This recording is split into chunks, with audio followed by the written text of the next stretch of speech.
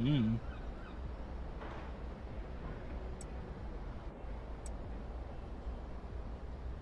Mm-mm.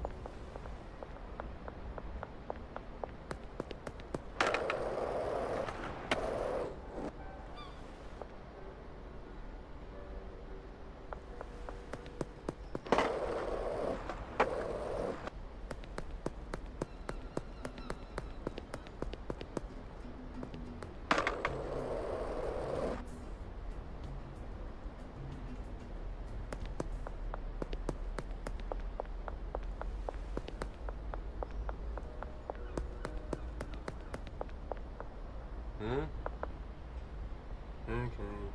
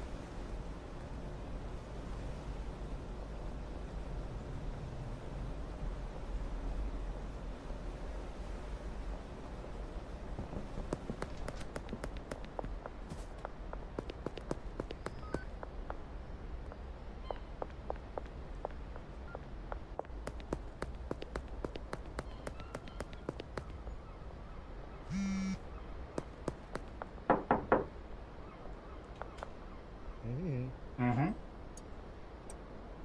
Hmm.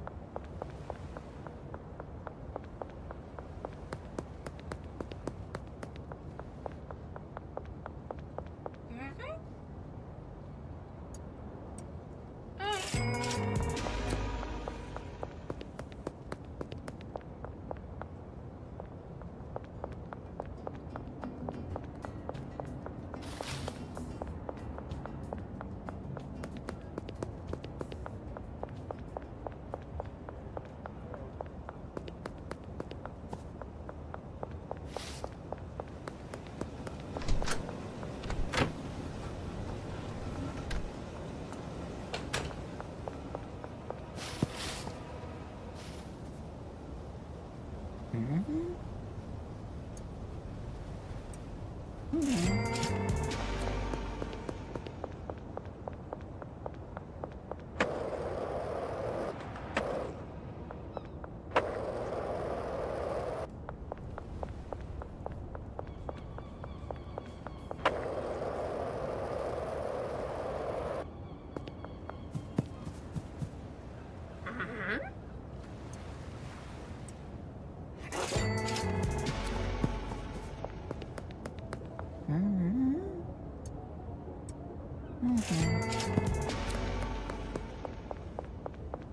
어?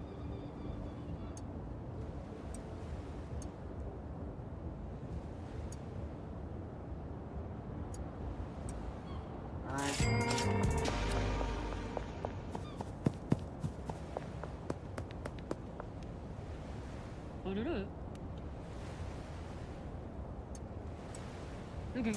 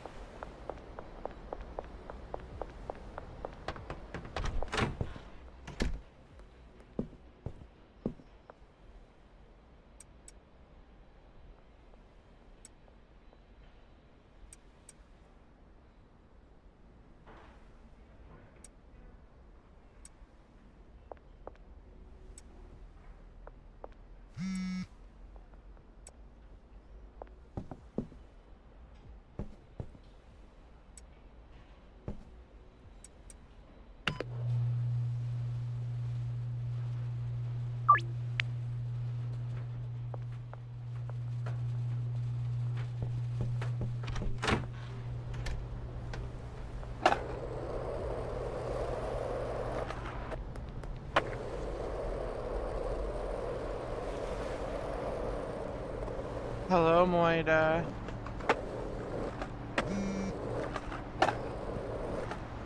We'll be back to Twitch soon. I miss it already as well. Hello, Moida.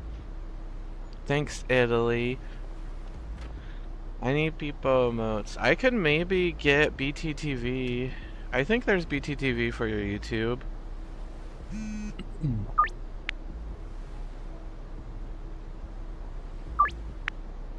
OG cock. It's selling like hotcakes. What did Italy do? I had Italian food last night, and then I went to the bathroom, and then I never came back. Never to be seen again. Never to be seen again.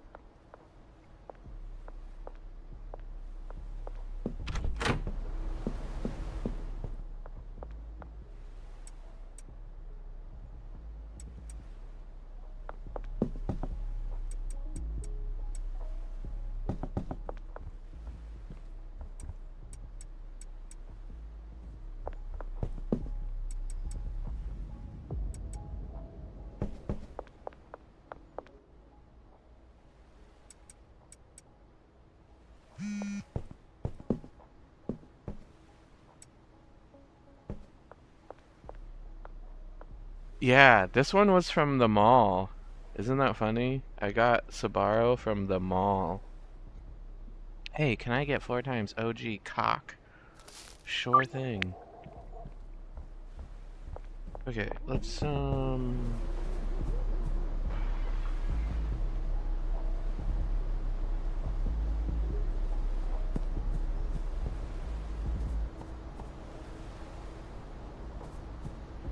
he won't even move anything, he just mixes it. The chemists are fucking lazy, dude.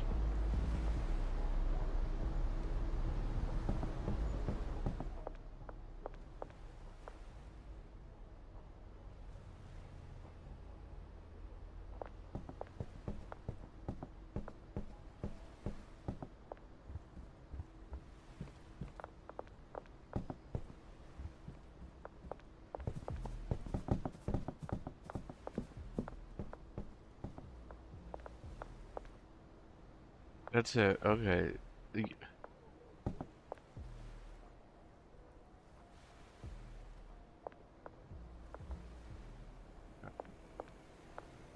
dude.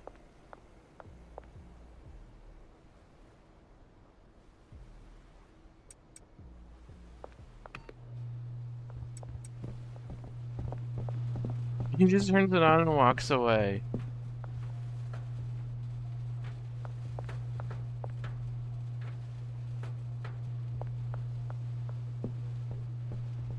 My man literally just...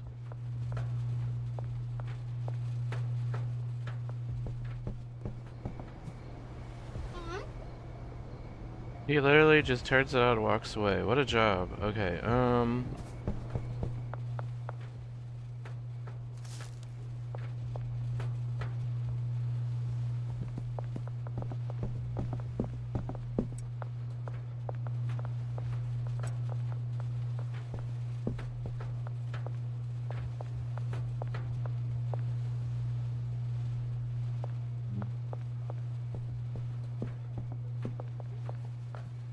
mixer to mixer. I'm gonna need another one.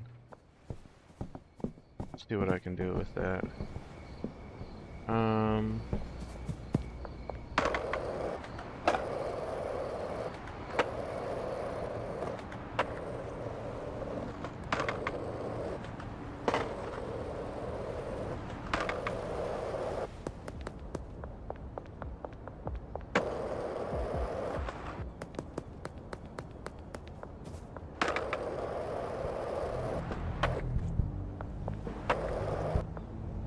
Gonna play some Schedule 1 today once I wake up and feed the Doges.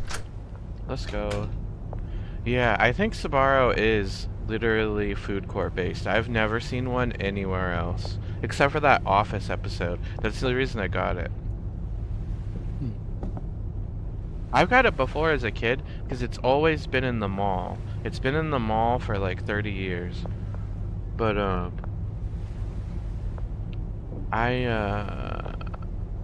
I got it because of the Office episode. When Michael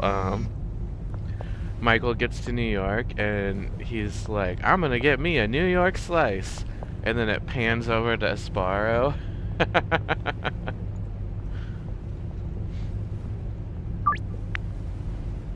It doesn't even mention Sbarro. It just like, he's like, I'm gonna get me a New York slice. And then the camera just slowly pans over to Sbarro.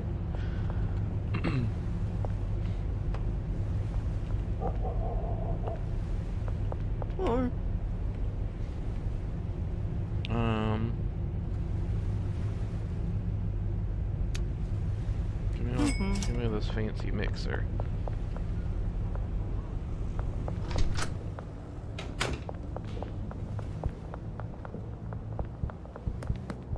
Is it curfew yet? What time is it? Oh no, not yet. Okay. I can go in front of them then. Wee. I'm going the wrong way.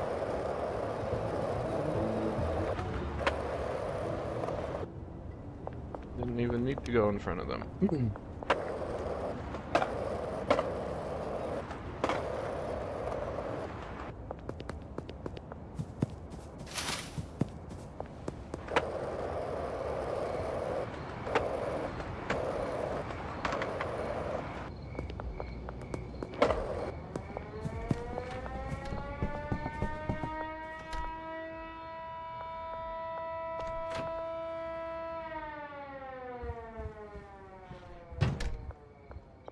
This is a fucking nightmare in here. Okay,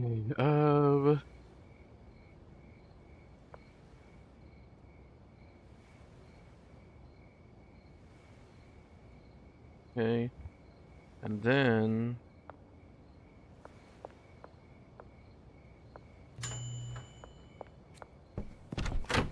into here we will do shit.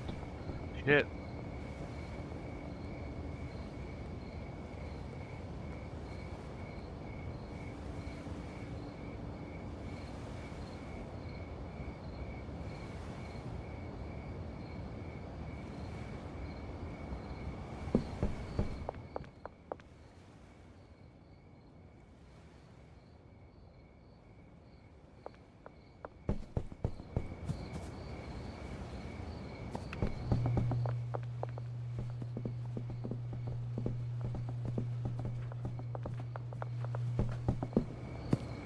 Oh,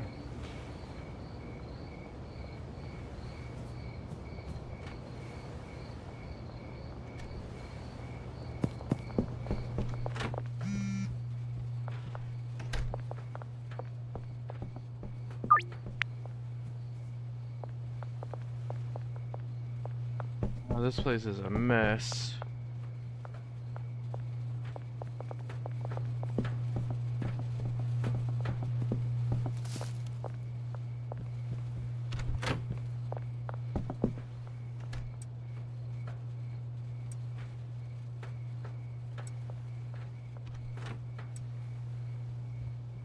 Okay, let's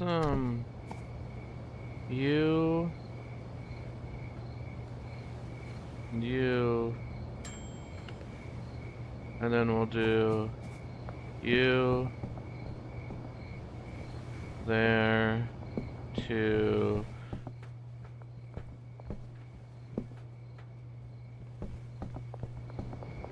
you. Put out 1, 2. There. That'll be fine for now.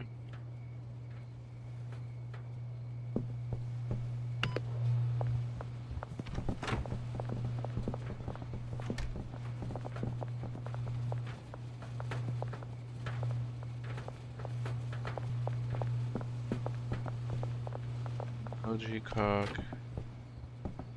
will go.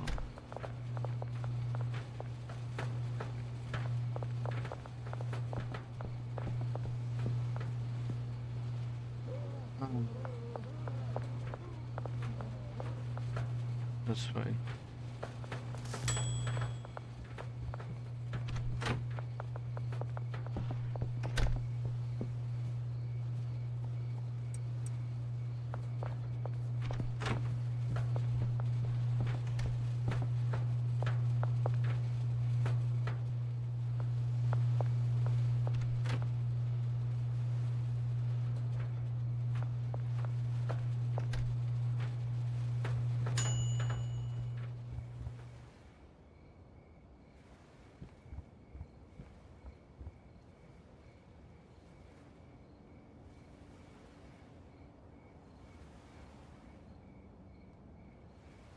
This is what I'm paying this man to do.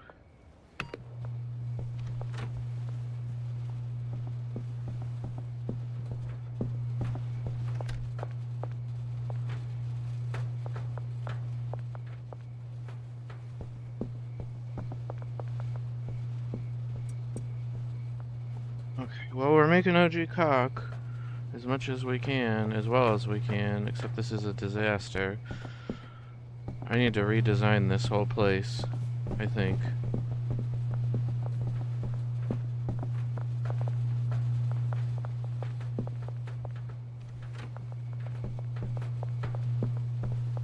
We need to redesign the bungalow. How many do they have? 31, 58, okay.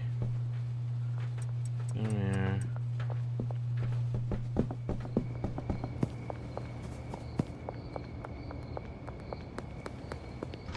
Molly, come here.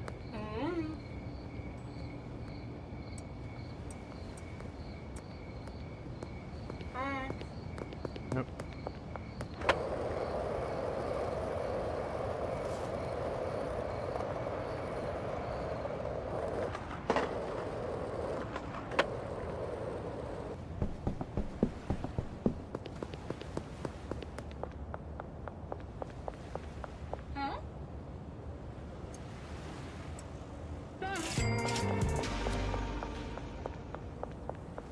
Dude, I might not be able to get all these guys. Oh, fuck. Shit. Put, that one there, that one there. That one there. Oh.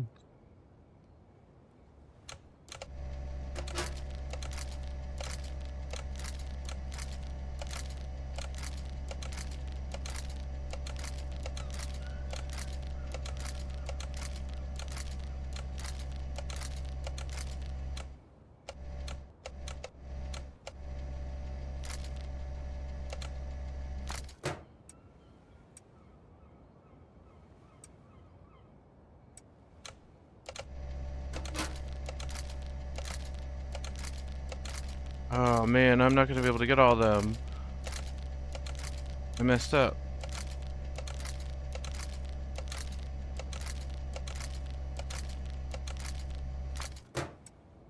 Let's go.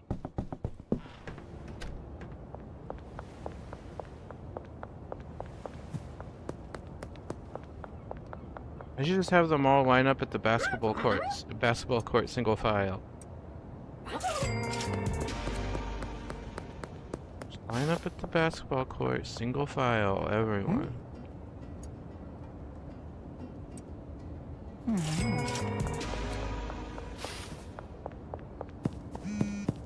Ah, fuck.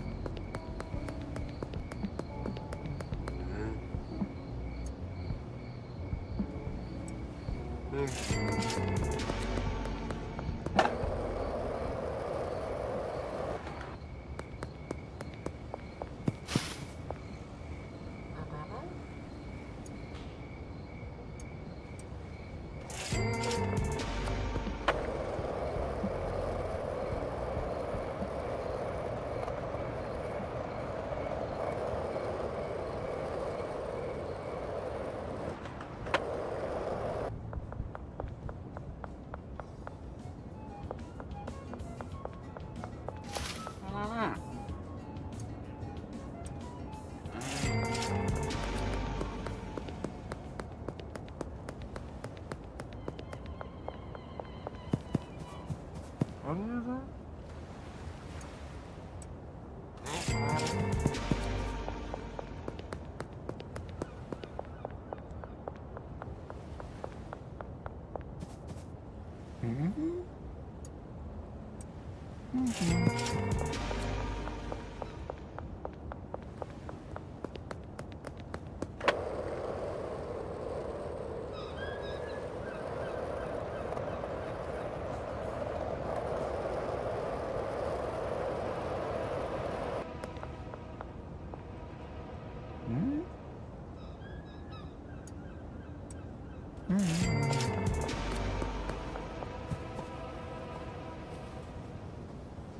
뭐요? 뭐요? Got him. Woo! Well, I guess if it hits 5 a.m., they don't expire.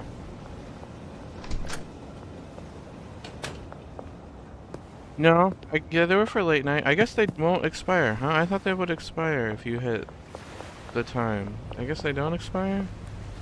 Wow, okay. Yeah, if you do only night deals, you get more money because of the curfew bonus. That was the one tip I remembered from that video.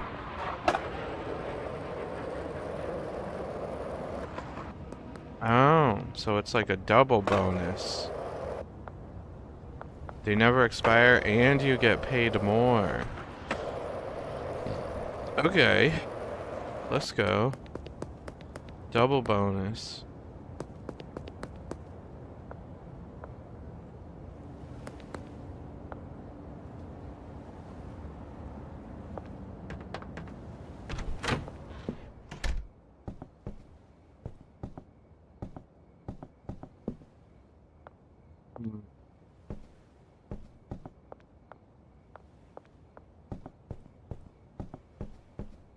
Well, we're doing things. We are doing things. We're slowly moving towards building a weed empire. I want to unlock one more dealer. And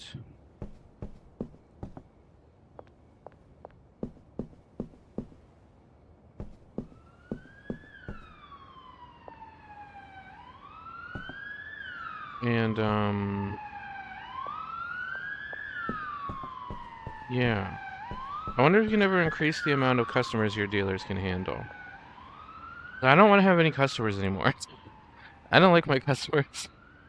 I don't want to interact with them anymore.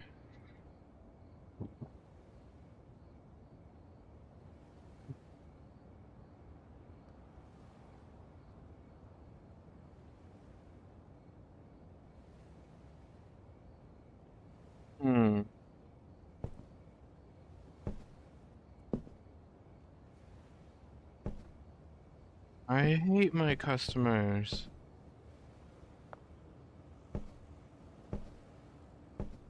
True. What is Jessie gonna do if she's not assigned to a dealer or I don't give her fix? She's probably just gonna, it's gonna be, there she is, her face is just gonna be staring through the window in the middle of the night. Was her face tattoos?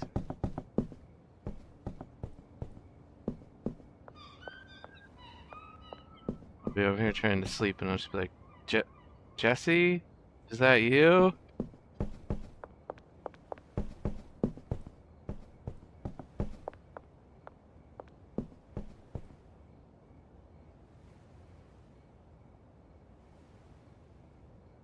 Time is it? 10 o'clock? I'm gonna eat the rest of the Sbarro for breakfast. Is that a bad idea? Nah, it'll be fine. Honestly, dude, I had like the worst gas last night because of Sbarro, though.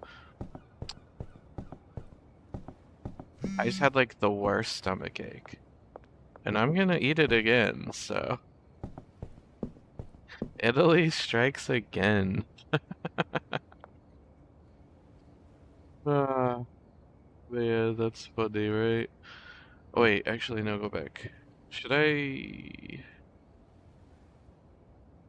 I don't even think I'm actually in the category. Like, I did the thing. I went to.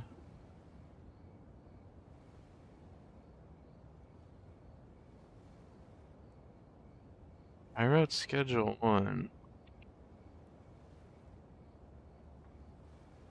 But I don't think like it even actually puts you in a category or whatever. I don't know. I don't know.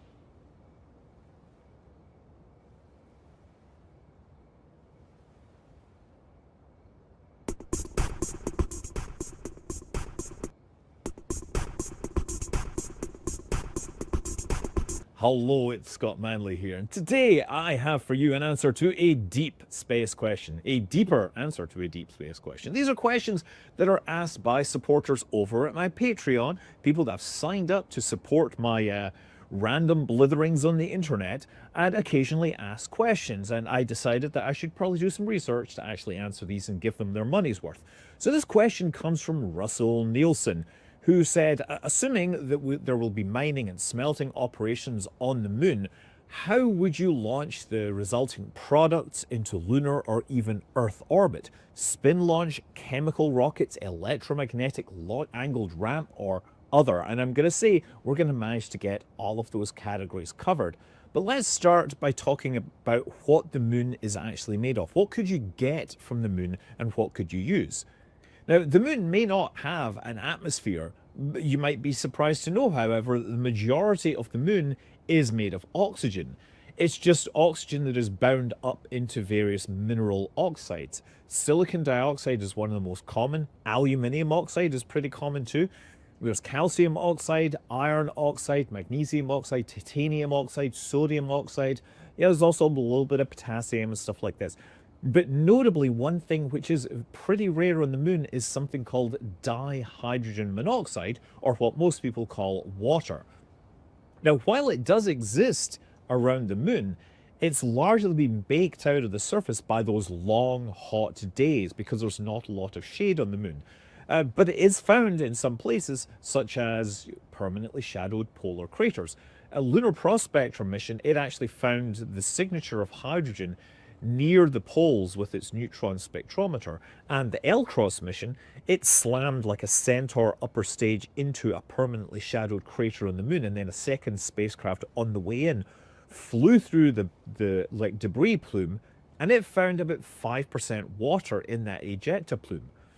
And then there's also things like helium-3, which in science fiction words is of course needed for nuclear fusion, but it does actually get embedded in the lunar crust from like solar wind. And yeah, okay, it could be used hypothetically for some forms of nuclear fusion, which would be neutron or aneutron fusion. But I can't say that in the short term it's a mineral or material that's going to necessarily make a difference. And also, I'm not even sure that in the long term it's going to make a difference. The moon isn't really rich in precious metals or anything like that, but whatever, for spaceflight, the resources on the moon have the massive advantage of being way outside Earth's gravity well. In theory, the energy costs of delivering materials from the moon to cislunar space are about 5% of the costs of delivering the same materials from Earth. The kind of things that I can see launched from the moon will be structural materials in the form of aluminium, titanium, but we've also seen things like Blue Origin developing solar cells that could be manufactured from lunar resources. So, how do we launch from the moon when we want to use lunar materials to be the cornerstone of our space industry? Well, the orbital, the escape velocity from the moon is about 2.5 kilometers per second, and the orbital velocity is about 1.7 kilometers per second. These are both massively lower than the Earth, which is about 7.8 kilometers per second, I think, to get into low Earth orbit, and 11 something or other to get out to the moon. The moon's going to be definitely a lot easier on that. But the hard part about the moon using traditional rockets is the moon is very poor in volatiles. That is, anything which tends to vaporize when it's heated up. It's stuff that will tend to evaporate away. And the stuff that we use to make rocket fuel tends to be volatiles. Now, to be clear, we have lots of the oxidizer side of the equation, right? When we are making these aluminium, silicon, whatever, we are taking the oxygen out of that, and we probably will have lots of oxygen left. So you can have as much oxygen as you like, but the stuff that you would burn with oxygen, that is vanishingly rare, right? Now, we do know, yes, that there is some water at the poles. We don't know just how much is there, whether it's enough to sustain industry for a long term, a short term, or just one launch. This is the kind of mission, finding about this stuff would be the kind of mission that like a Viper would have been doing if it wasn't cancelled. But yeah, it is on a small scale, it's absolutely viable that we could extract lunar water from wherever and then electrolytically split that into hydrogen and oxygen, and then you would have rocket fuel, right? Hydrogen and oxygen. And that has an existing heritage. You could take an engine from the Earth and create hydrogen and oxygen on the moon and run your rocket engine on it. Problem solved, right? But if hydrogen is rare, what you might want to do is, say, combine it with carbon to make a hydrocarbon. Now, that won't be as good specific impulse, but you'll have a lot more fuel for your very limited supply of hydrogen. Now, classic hydrocarbons are things like methane, right? Carbon with 4 hydrogens around the outside. Yeah, you could definitely do better in terms of, your limited supply of hydrogen, except that carbon is even rarer than hydrogen. And I think this is because carbon forms carbon dioxide and carbon monoxide, and both of those are even more volatile than water. So those carbon-bearing materials, those disappear faster than water. We also don't form things like carbonates on the moon because it doesn't have like a water cycle or anything. But if you wanted an alternate form of rocket fuel to make the most of that very limited amount of hydrogen you could have, well, if you look at the periodic table, right, carbon is useful for hydrocarbons because it has 4 chemical bonds, right, around it, roughly speaking. If you look below on the periodic table, there's another element which has 4 bonds, and that is silicon. You can actually make a lot of silicon analogs to carbon by just swapping out the carbon. So there is something called silane, where you have a silicon atom and then 4 hydrogens around the outside.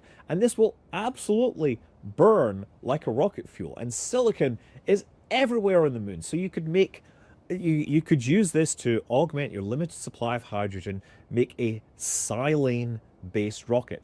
And that's great. One of the nice things about silane is that it's actually hypergolic with oxygen at reasonable temperatures. It will spontaneously combust, so you could solve a lot of your combustion and ignition problems. Now, the downside is that when you burn silicon, With oxygen, you get silicon oxide, silicon dioxide. You're producing sand in your rocket exhaust. Now, it's vaporized initially, but as it goes downstream, if it cools down, you can get sand, quartz deposits forming on critical stuff, or you could just be sandblasting stuff downstream. But still, silane-based rockets, totally a viable option if you're wanting to launch stuff off the moon using local materials. Another type of rocket could use aluminium and oxygen. Now, turns out, by the way, that most solid rocket motors that we launch rockets with, most of the energy, the burn, comes from perchlorates combusting with aluminium, because aluminium actually has a lot of energy in it when it burns. We don't think of aluminium as something as burned, but it totally will do that. So you can actually make a rocket motor with that. There's like ideas called a flash bulb rocket, where it's like just like very fine wires, and you blast through the oxygen. It burns very, very quick, and you get a quick thrust to put yourself into orbit. But there have been designs which use slurries of liquid oxygen and very fine-grained aluminium powder, and you burn that like a solid rocket motor, or you can even you can actually blow dust by having the oxygen flow through it as well. So this is totally a legit item which has been investigated, making rockets from aluminium and all liquid oxygen.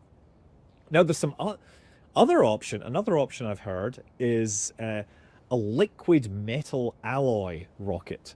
So there's potassium on the moon. It's not that common, but there's a decent amount of it. There's sodium. If you mix potassium and sodium together in the right ratios, you actually get an alloy which is liquid at reasonable temperatures. So you could use that as a fuel. Now you could also, if you want to get a little more energy, you could probably mix in some aluminium, find your exact perfect ratios, and then burn that with liquid oxygen. And then you would have two propellants that you can in fact burn. Again, this is something that you can look at. The potassium, by the way, comes in the Maria. You know, these large lava, flat areas which were lava flows. The materials in it is called creep. It's like K for potassium and rare earth elements and phosphates. Turns out that potassium is fairly radioactive, relatively speaking, and it forms a lot of heat. So potassium-rich regions of the moon would remain liquid longer, and you would get volcanic activity. Anyway, yeah, you could absolutely build a rocket engine using liquid metal alloys, and then you could actually control it by turning a valve on and off and maintaining the temperature. So that's another type of rocket engine you could build. And of course, if you've got oxygen, you could just have a cylinder, high pressure cylinder, heat, and let it out, cold gas. You could heat it up if you want. There's a limit to how much you want to heat up oxygen, because if it gets too hot, it's going to attack things because it's an oxidizer, and you'd rather it oxidize a fuel rather than your engine. So now let's get away from the rocket engines and start talking about mass drivers. Now that's really a general name for a whole bunch of different technologies that will take a payload and accelerate it up to at least orbital velocity 1.7 kilometers per second, or 2.5. Now, to get an idea of how fast this is basically a space gun. And 1.7 kilometers per second, orbital velocity on the moon is about 5,500 feet per second. And that's a strange number, but it's actually the number that a lot of firearms people talk. And I looked up, and the fastest bullet that I can find that can be fired from a somewhat conventional gun is a round called the .22 Irgen Splitten Laudenbomber. I think that's how you're supposed to say it, right? And even that was basically what they did, was they took a .378 Magnum case and charge and put a tiny .22 bullet, on it, mated that to a suitable breech and barrel, and that was able to fire at 4,500 feet per second. So even the fastest bullets that were built for firearms are slower than the orbital velocity from the moon. Anyway, you're probably not going to use chemical propulsion to accelerate stuff inside barrels like guns on the moon, simply because, again, you don't have any fuels to go with your oxidizers. No, instead, we're probably going to be doing it with electromagnetic accelerators. So the classic mass driver was envisaged by Gerard O'Neill and his High Frontier, and it was a coil gun. And they actually built an example of this in the 1970s with MIT. So a coil gun essentially has a series of coils that get activated in sequence, and the changing magnetic field interacts with a projectile. It can either have like permanent magnets in it, or it can generate eddy currents and then push it or pull it depending upon the design. The one that they built in the 1970s accelerated at 30G and shot the stuff out at, 40 meters per second. So if you just scale this up and make it longer, bigger and longer, you could eventually reach orbital velocity or even escape velocity. Now, how big, how powerful, that's the question you're asking. Well, turns out there's some very simple back of the envelope math that we can use to figure this out, right? So first of all, in terms of the amount of power required, it's simply kinetic energy. 2.5 kilometers per second is about 3.1 megajoules per kilogram. That is about 75% of the energy per unit mass that you get in TNT. But yeah, that actually, if you think about it, then that means that the amount of fuel needed to accelerate 1 kilogram to this speed is generally going to be less than the mass of that object. By the way, yeah, 3.1 megajoules per kilogram, that's equivalent to about 6 Twinkies. Yes, 135 kilocalories. Of course, there are inefficiencies in the system. You might need more than 6 to feed them. And by the way, Twinkies aren't actually something that is found on the moon naturally. So I don't know why I went there. When I speak about energies. Look, okay, let's talk about the size of this. You can figure out the size of the gun by the amount of acceleration you want to give it. So you know the velocity it needs to get to. If you imagine it's accelerating in a linear rate, then the length of the barrel becomes, or the length of the acceleration section is 1/2 of the ultimate velocity squared divided by the acceleration. So for about 2.5 kilometers per second, that works out to 320 kilometers divided by the acceleration in g. So if you had a human being accelerated at 1g on the moon, that would be 320 kilometers, right?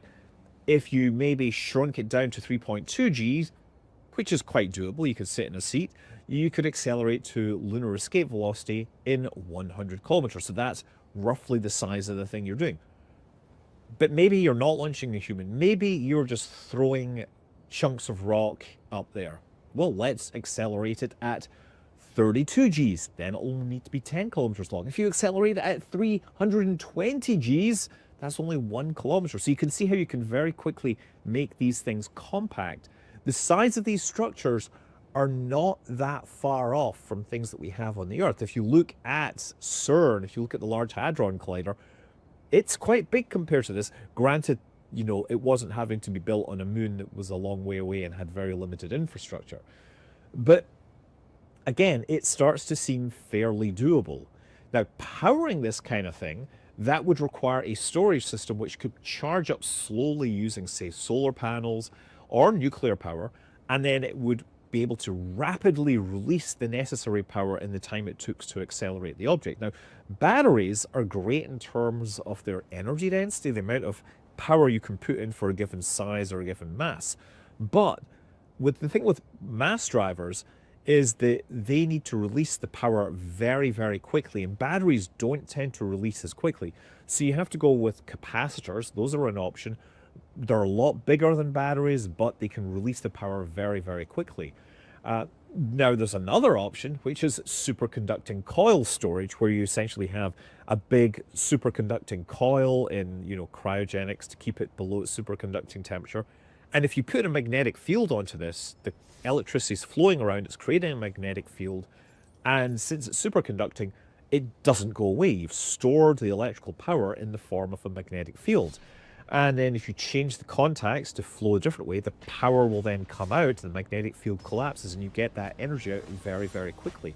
So superconducting coil storage is better than capacitors in many ways, and that could absolutely be a viable way to store power for a mass driver on the moon. Again, We're not going into too much detail as to the exact mechanism by which these things are launched, whether, you know, it's a coil gun, a rail gun, or a linear motor or something like that.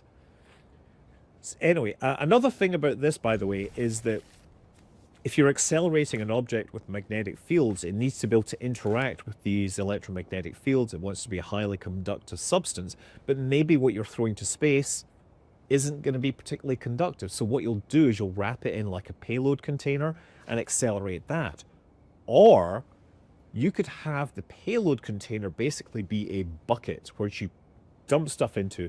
The bucket gets accelerated down the line, and when it reaches a certain point, it starts decelerating, and the material inside it shoots off into space.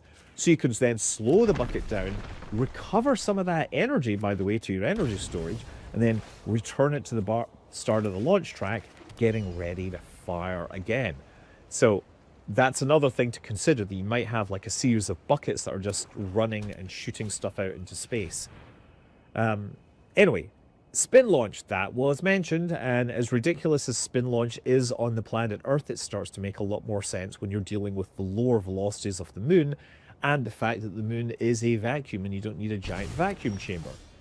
The nice thing about spin launch in this context is you don't really need a massive energy storage system in the same way, because you're putting the solar power into the spin rotation system, and it is basically storing all that power as kinetic energy. And now most of the energy is actually going into the arm because it's quite heavy, and you're spinning that up. You'll probably actually have two masses on here which get released at the appropriate moment and they shoot off. Now, the accelerations for a spin launch system are lower than they need to be on Earth. You could probably make it a bit lighter, a bit smaller, and since there's no, you know, since there's nothing around, you can really have your pick for where you shoot stuff. Now, after you've released your masses, you then do want to have a storage system to recover the energy back in. But yes, spin launch as a concept, it generates higher Gs than a linear accelerator, but it's more compact. It's something that you can fly down, you possibly put on a spacecraft and land on the moon and get going probably a little more quickly. Now, one other thing to realize is that these mechanisms by which you throw stuff off into space, you are going to need to catch them somehow.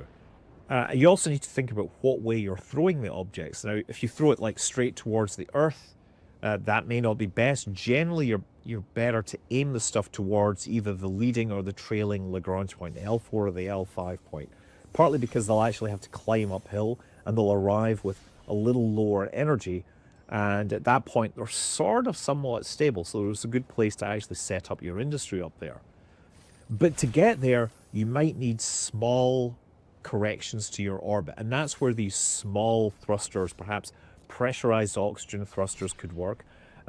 Another one, by the way, you could use is just have an arc jet. An arc jet which passes a lightning bolt through the oxygen and then shoots it out the back. Now, I don't think that would last very long because it'll tend to just destroy the rocket engine, but these are only needed for a very short amount of time to trim the velocity and put it in the right place so it can get caught by something else. Anyway, if the thought of building a 300-kilometer long linear launch system doesn't scare you, then there's a more efficient possibility for the moon. You could actually build a lunar space elevator using pretty much existing materials that are available today. So a space elevator, you probably know, is a cable that runs between the surface of a planet or a body and some point out in space. And typically there's a counterweight out there.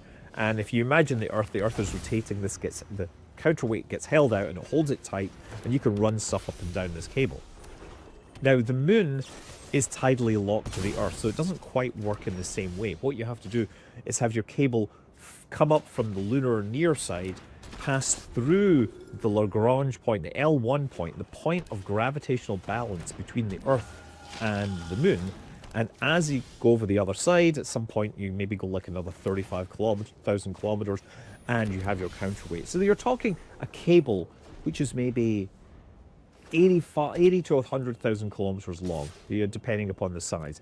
Connects to the lunar near side, and you can run cable, spacecraft, cars, climbers up it.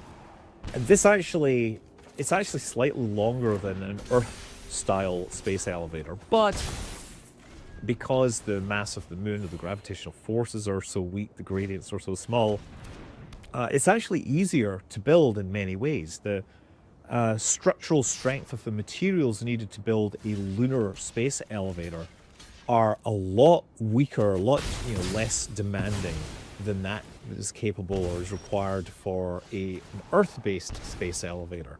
Like, we could do this with existing polymers that you can buy off the shelf here. Things like Kevlar and Xylon absolutely work. You don't need to get your dislocation-free, perfect carbon nanotubes, which you would need for something on Earth. So, yeah, you could build a space elevator. Now, I looked at one particular example, said that, yeah, if you have near side surface of the moon and the Earth, you would go out, what, 85,000 kilometers from the moon. For every 1 kilogram of cable, you would need 1 ton of counterweight out here. Now, a 1 millimeter, like, square millimeter cross-section cable will carry about 5,800 newtons of tension, right, of load. If it's 85,000 kilometers long, that's 133 tons.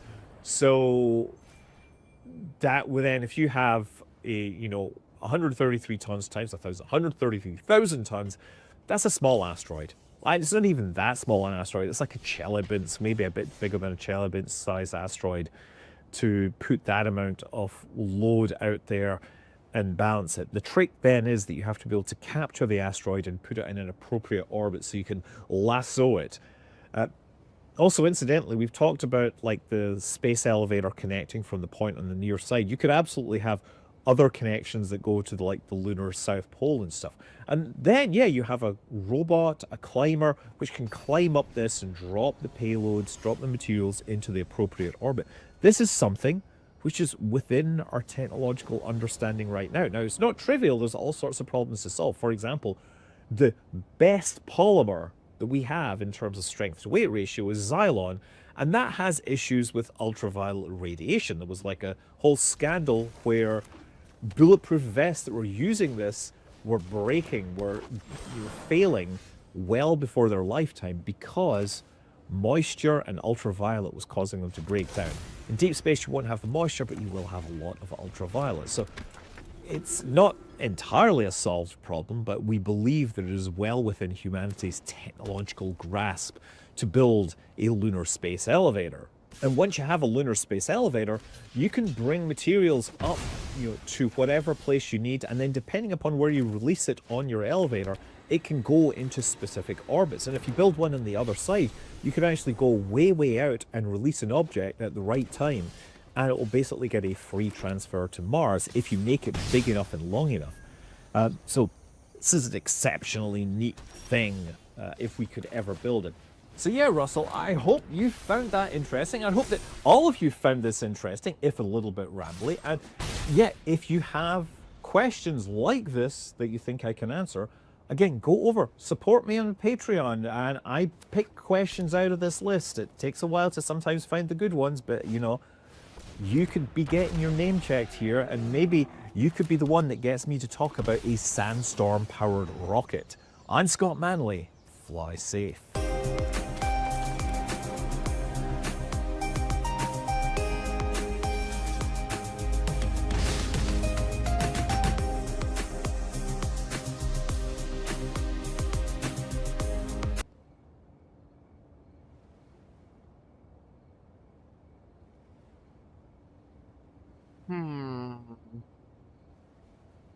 Hello everyone. Today I'm going to be reacting to the comments you made on the Roman dodecahedron video, which had more comments than any other video I've ever made, especially for the view count. Something like over 5,000 comments, something like that. Astonishing, really. Lots and lots of debate about these dodecahedrons. I'm also doing this because I'm on holiday. When you're watching this right now, I'm on holiday, so I didn't have time to do another video. But me and Centurion Nandy are going to respond to these comments, and I've got to start with this one. I'm utterly convinced that Stefan is the most well-spoken and well-learned person to ever look like their hat should have a little propeller on top of it. by Dead Frog. Oh my gosh. I was just going through the comments and I've been chuckling to myself about that for like 10 minutes. That might be my favorite comment of all time. Oh my goodness. And it's so funny because that's exactly the vibe I want to put out into the world. I never want you guys to take me too seriously or think that I'm some expert hotshot, blah, blah, blah, blah, blah. No, I give off the vibe that my hat has a little propeller on it. Part of me wishes I gave out a sexier vibe than that. Not going to lie, but that is so funny. So funny. Thank you, Dead Frog. That might actually become my YouTube banner. It's so funny to me. I can't help but imagine a Gallo-Roman metalworker watching this and laughing at all the theories and effort into figuring it out. Yeah, it is a funny one, isn't it? You know, we found over 100 of them. And those are just the ones we found, right? That might not even be 1% of all the ones that were ever made. So there are certainly thousands of Roman citizens in Gaul and Britain and Germania, places like that, that knew what this object was for. And it must seem so obvious to them. It must seem so obvious to them. But you didn't write it down, guys. We don't know. You didn't write it down. In 1600 years, scientists will be just as baffled by fidget spinners. I had a lot of comments about that. Fidget spinner things. There was another one here. Let me see. Here's the one I was looking for. It'd be hilarious if these were just an executive desk toys, just like Newton's cradle, metal pin artboard, and drinking bird have been with us. Yeah, it is interesting, like I said, with that model of the universe and a ritual object. I actually said this in my video, but I cut it out when I was editing because I just felt like I was waffling at the end. Do you know what I wonder? Do you know what I wonder sometimes? If this is like an explanation, a model for the universe. If it's not like one of those click-clacky balls, you know, that God realistically damn it. is a display of science, but also it's just a thingy-me-bob. It's a what's it. Oh my god. It could be something like that. It could just be some totally harmless, oh yeah, dodecahedrons, model of the universe, here's mine, blah blah blah. Bloop bleep, nothing here. I think it's likely an apprenticeship challenge. It would explain why there's no documentation of them, they were trivial, and why there is so much variety. Apprentices continue to this day to make complex things for no practical purpose other than demonstrate their ability. I mean, I get what you're saying. That is a good explanation for why we just don't have any documentation about them, because they were so trivial. But it's kind of a waste of bronze, if it is trivial. If it is trivial like that. And even though they are all different, they're clearly working towards the same idea. And would that be the case if it was just an apprenticeship demonstrating what they can do? I'm pretty sure these were just cast as well. I've seen a video where some guy who works with bronze just cast one, and where it would be connected to the mold, he just filed that bit down and polished it down. So it's an interesting one. It could be. But again, when I said in my video, like, if you're a traveling metalworker in the Roman Empire and if you didn't actually know what you were doing, they just say get lost. I think they just say get lost. I don't know what time this saves. If it is some test of skill, how much time is being saved? France 2J. It's how you portion out spaghetti properly without using the whole packet. Duh. Could be, man. Could be. Did the Romans have spaghetti though? That's a deep dive that's a rabbit hole to go down. Had the Romans developed spaghetti? I thought it was Marco Polo coming back from China. But I could be totally wrong. Did the Romans have spaghetti? I'm not going to Google it. My first instinct is to Google something like that, is to Google everything now. As a knitter and fiber crafter, I've always thought this is to make items with yarn, string, or wire. It looks so similar to the knitting dolly or spool dolly that is still used today. Let's take a look, because my mum is really big on textiles and all of that stuff. I'm afraid I know so little about it. Okay. It certainly is a hole with knobs around it. That does check out, but my gut instinct is telling me this thing is not a tool. Of course, I don't know, but my gut instinct is just telling me it's not a tool. Probably the Romans had things similar to this. I don't know. Like, this is just a simple tool, so it's made out of simple things. Do people have, like, prestige sewing tools that they would make out of bronze and nice metals and stuff? Do people do that now? I'm genuinely asking. I genuinely don't know. Fuck. An important point that isn't being mentioned here, the metal dodecahedron are the ones that survive, not all of the ones that existed. True. Could have been made out of other materials, like wood. What would that tell us? If we found a wooden one, what would that tell us? I mean, it would tell us that it's probably not something that an apprentice bronze maker made. What else would it tell us? I'm not sure. I'm not sure what we would learn from that. I'm so hung up on the fact that there aren't any markings on this object. It makes it so hard to interpret it. Even if we found one made out of wood, what would that tell us? I guess that it's not as prestige an item. Roman watching Stefan trying to stick a candle in the dodecahedron. What's he doing? Everyone knows what these are for. Yeah. Yeah, that is funny, isn't it? Like, I know people have commented on all about it being a fidget spinner. Imagine if in like 1500 years time people are putting birthday candles in a fidget spinner or something. And they're like, ooh, this is the old spinny candle holder that everyone loved in 2020 whatever. Onto games here. Holly Ramona. If covered with leather, you would not see the different sized holes and therefore be unaware that this is in fact a weighted die. It's an interesting one whether they were covered in things, because I did see a relatively similar representation of what's it called? The zodiac signs. A modern one. I think a modern one. I don't know what they're modeled on, if it's a replica of something older. But it kind of had the knobs protruding and stuff like that, and was covered in leather or some similar fabric. And yeah, you know, like I said, I'm really hung up on the fact that there aren't any markings, but maybe there were markings. It's just what the markings were on has not survived. And even if I couldn't see that it was weighted, and she means weighted here because the holes are different sizes, so they're inevitably, you know, a side with a small hole has more metal in it than a side with a big hole and is therefore heavier. But let's say I'm gambling down the barriers with my maters, with my mate Nandi, Centurion Nandi, and we're playing some game, and then he pulls out this big leather dice. Even if I didn't know which side was weighted, I don't want to play with him. Get the normal dice out, Nandi. You con man. The normal dice out, Nandi. That's why you've only got a brush on your helmet, because you're a con man, and no one likes you. That's harsh. Seems like it's gotten darker in here. I closed the blinds because it was so bright, and now it's gone darker. I'm going to open them up. The sun's going to come back out, and it'll be unbearably bright. I will decorate this office at some point, by the way. I've just been busy, but when I get back from holiday, I'm going to be decorating it, and it's going to look cool. If it was a ritual device, there would have been a drawing of it somewhere.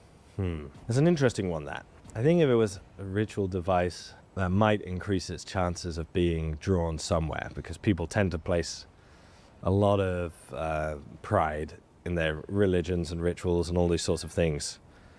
But as far as I'm aware, the Romans had a lot of secret cults. In our time, at least in the West, the big religions are kind of evangelical, right? They want converts, and they want big, you know, attendances. Christianity, Islam. I mean, those are the big two at the minute. I think they're sort of evangelical. I think I'm right in saying the Romans had more secretive religions, and they had a lot of religions, a lot of religious cults. And also how standardized was even a large Roman religion in this time period where communication is difficult and things like that. Even if people were, you know, in theory practicing the same religion, could there have been a variety of rituals going on? I think so. I don't know, but I think so. I think that's not implausible. And yeah, I mean, I think it was like just some obscure religious cult that only appeared in sort of Gaul and Britain. The like these dodecahedrons. I think just because it's a ritual object, it doesn't necessarily mean it was written down. Bob Sanna, 4590. We used to use them in making rope. You can fasten 2 to 73 different types of rope onto it as smaller strings and let it rotate, and it will intertwine all the different size strings together, and the knobs on the outside will guarantee strings from getting tangled on the bowl, and just let it rotate freely. I mean, if you saw my video last year about the perforated battens, that is an enigmatic artifact with holes, and the hypothesis is that it was used for rope making, or at least a popular hypothesis. The only thing I wonder about is, are they heavy enough? Are they heavy enough to be good at making rope? The ones I have I'm not even sat next to one. Let me go get one. So stupid. I can't believe I started the video without even getting the bloody dodecahedron and the icosahedron. Forgot about the icosahedron. A lot of these explanations don't account for the icosahedron. This would be very difficult to use to make rope. You can't really feed anything through these small holes. I mean, it could. It could. Here's the tricky thing.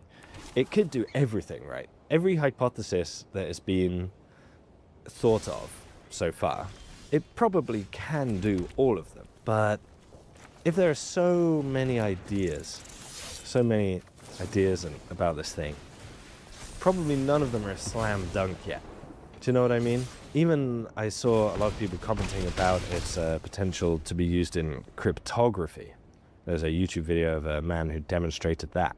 I think it could be used for that. But it just doesn't, to me, it just doesn't seem likely.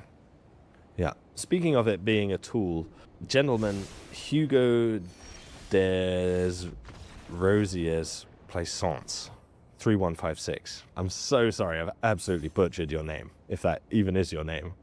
Who knows, maybe I've said some like absolutely terrible thing in French right now. Using the holes to estimate distance and sizes makes no sense. You can literally just use his thumb to do the exact same thing. Like maybe they had a very specific use for those in a land surveying context, but that's going to require serious evidence for me to buy into it.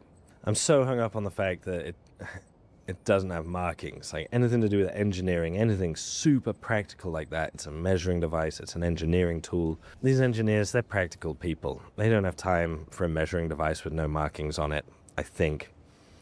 And then underneath that Hugo's comment, someone called Akali4672, the Romans had schools of surveying with textbooks. We've got the textbooks from a general called Vitruvius. No mention of ranging tools. Yeah, I didn't even realize this. But there is a surviving Roman book of architecture, De Architectura on Architecture, published as 10 books on architecture, is a treatise on architecture written by the Roman architect and military engineer Marcus Vitruvius Pollio, and dedicated to his patron, the Emperor Caesar Augustus. We have a surviving Roman book about architecture and building and construction. No mention of these things. Interesting. It's Carmo. Maybe they filled them with peanut butter and gave them to their dogs to keep them busy. Maybe. That's another thing. Did Romans have peanut butter? Did Romans have spaghetti? And did Romans have peanut butter? I'm not going to look it up. Mary Huckabee 2239. My guess, the object is druidic, not Roman. The druids were blacksmiths and chemists. That's how they got their rep as wizards. They held all their knowledge in their heads, not books. Yeah. Their distribution does suggest that their origin isn't classically Roman. You know, it's really just Gaul and Britain and a few across the Alps. Maybe the furthest one away is Zagreb. And going back to like that comment, if it was ritual, it would have been noted down. How much do we know about Celtic religious beliefs that survived into the Roman Empire? Probably in an adapted way, but survived into the Roman Empire. And I bet not a lot.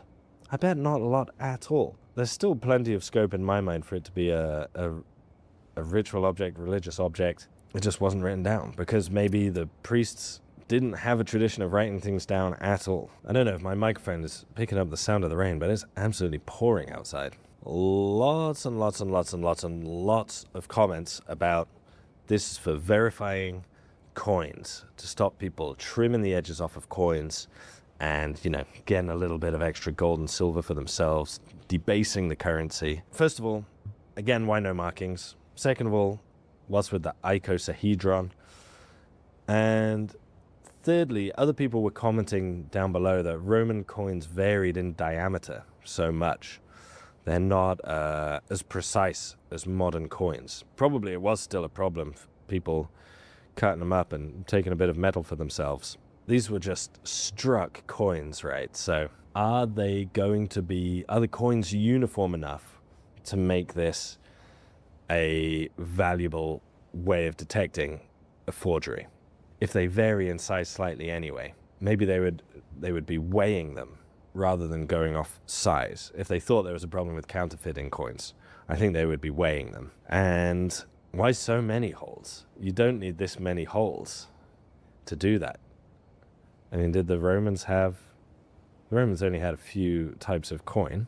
I just don't know. You guys know, I think it's a ritual object. I haven't heard any argument of it being a tool that's come close to convincing me. I think it's a doohickey. I think it's a ritual thingy bob. Okay, thank you so much for watching. I'm going to go back to my holiday, which, you know, at the time I'm recording hasn't started.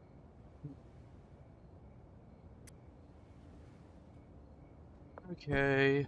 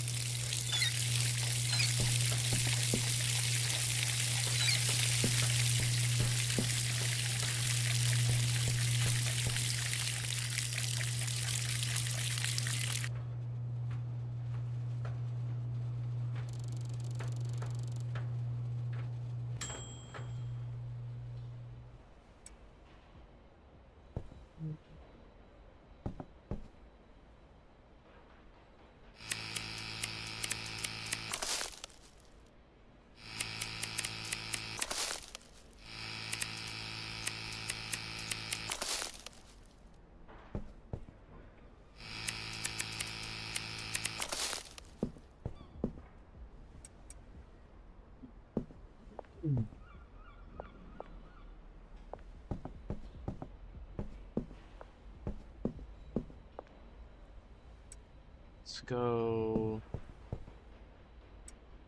to...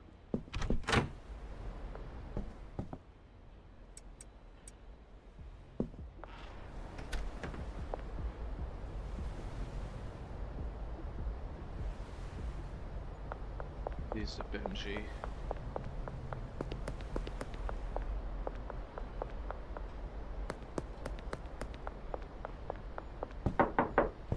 Mm.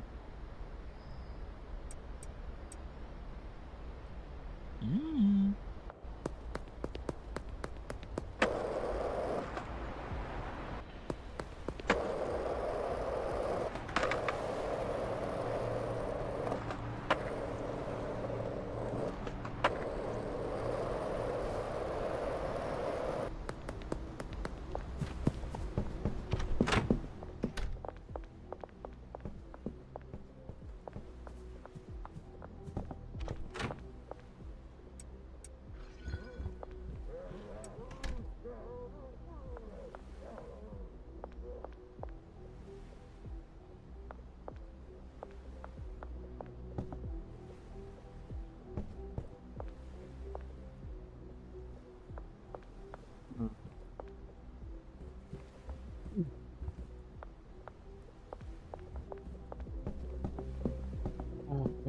I have to like redesign this and clean this up, but I don't know if I feel like doing that.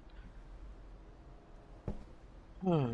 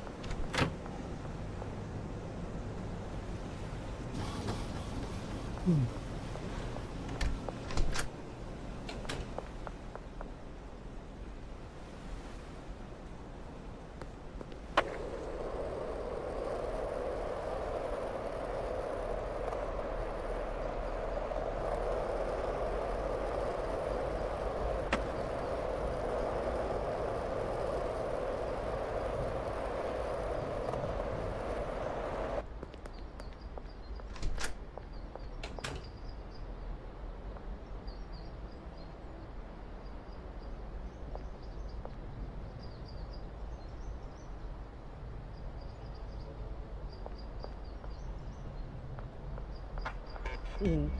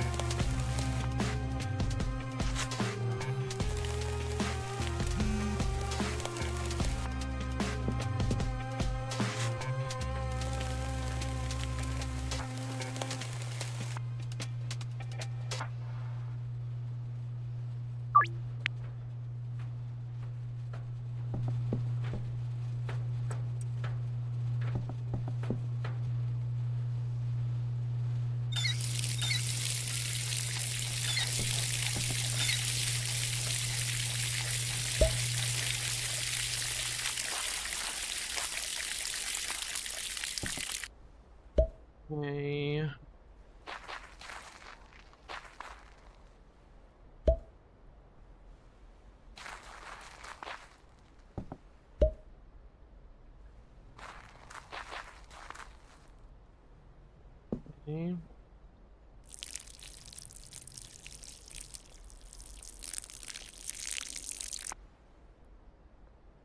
Yep.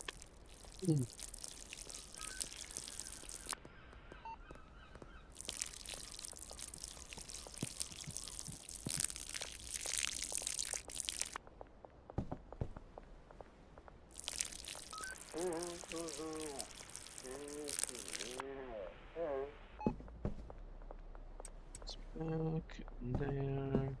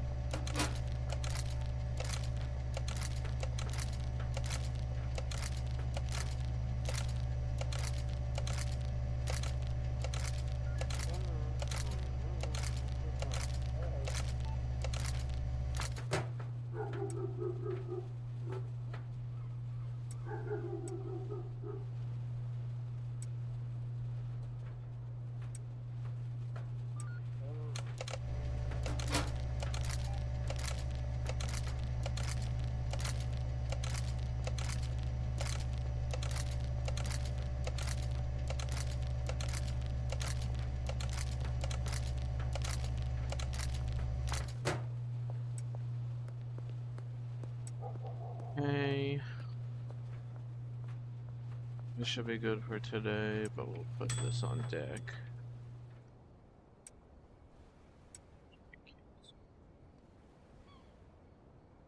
Messages. Yet.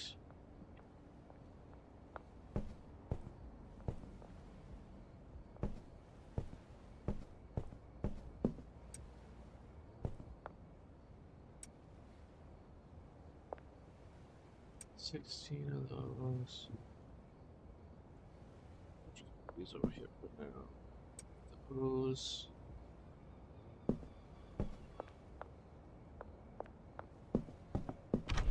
Check on the bungalow.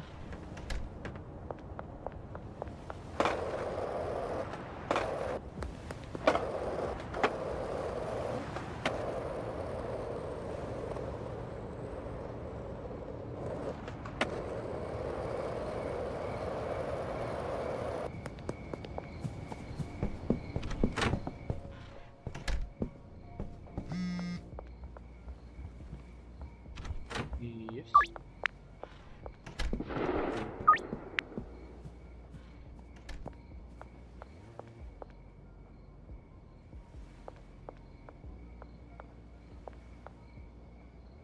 Nice.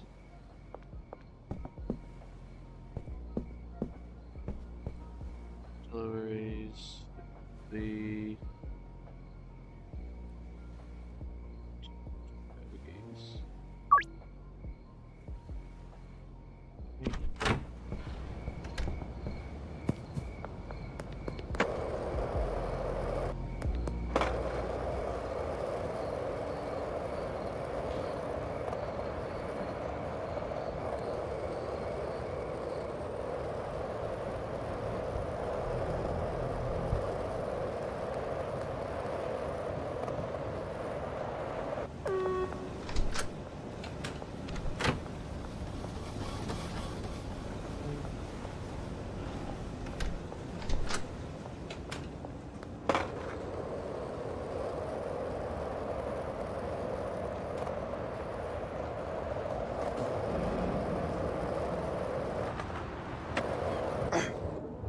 Sorry. Sorry, Peter.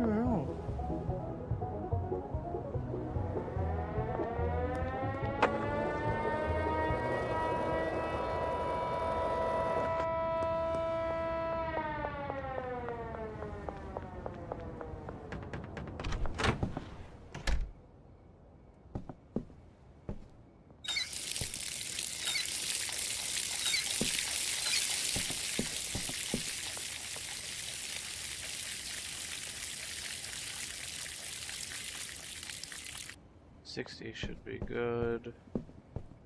Time's at 9:30.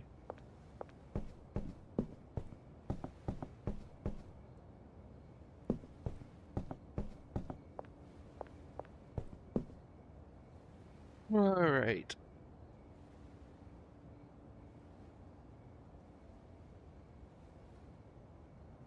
Some ice cream.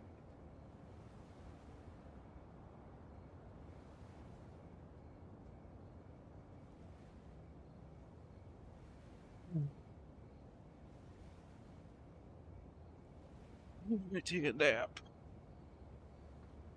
so that I'm not tired later.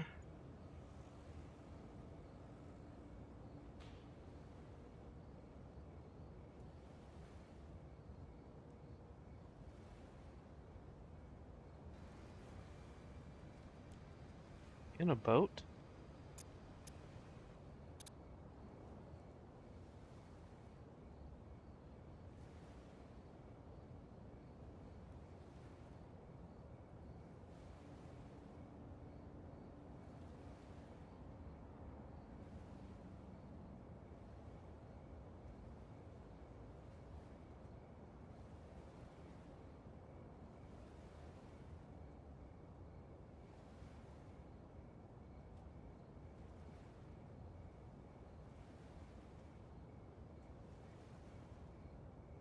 Ship.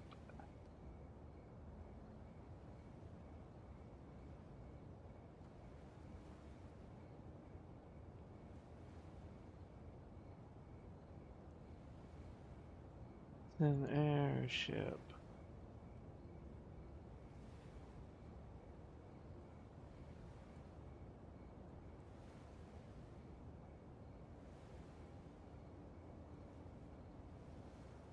The team.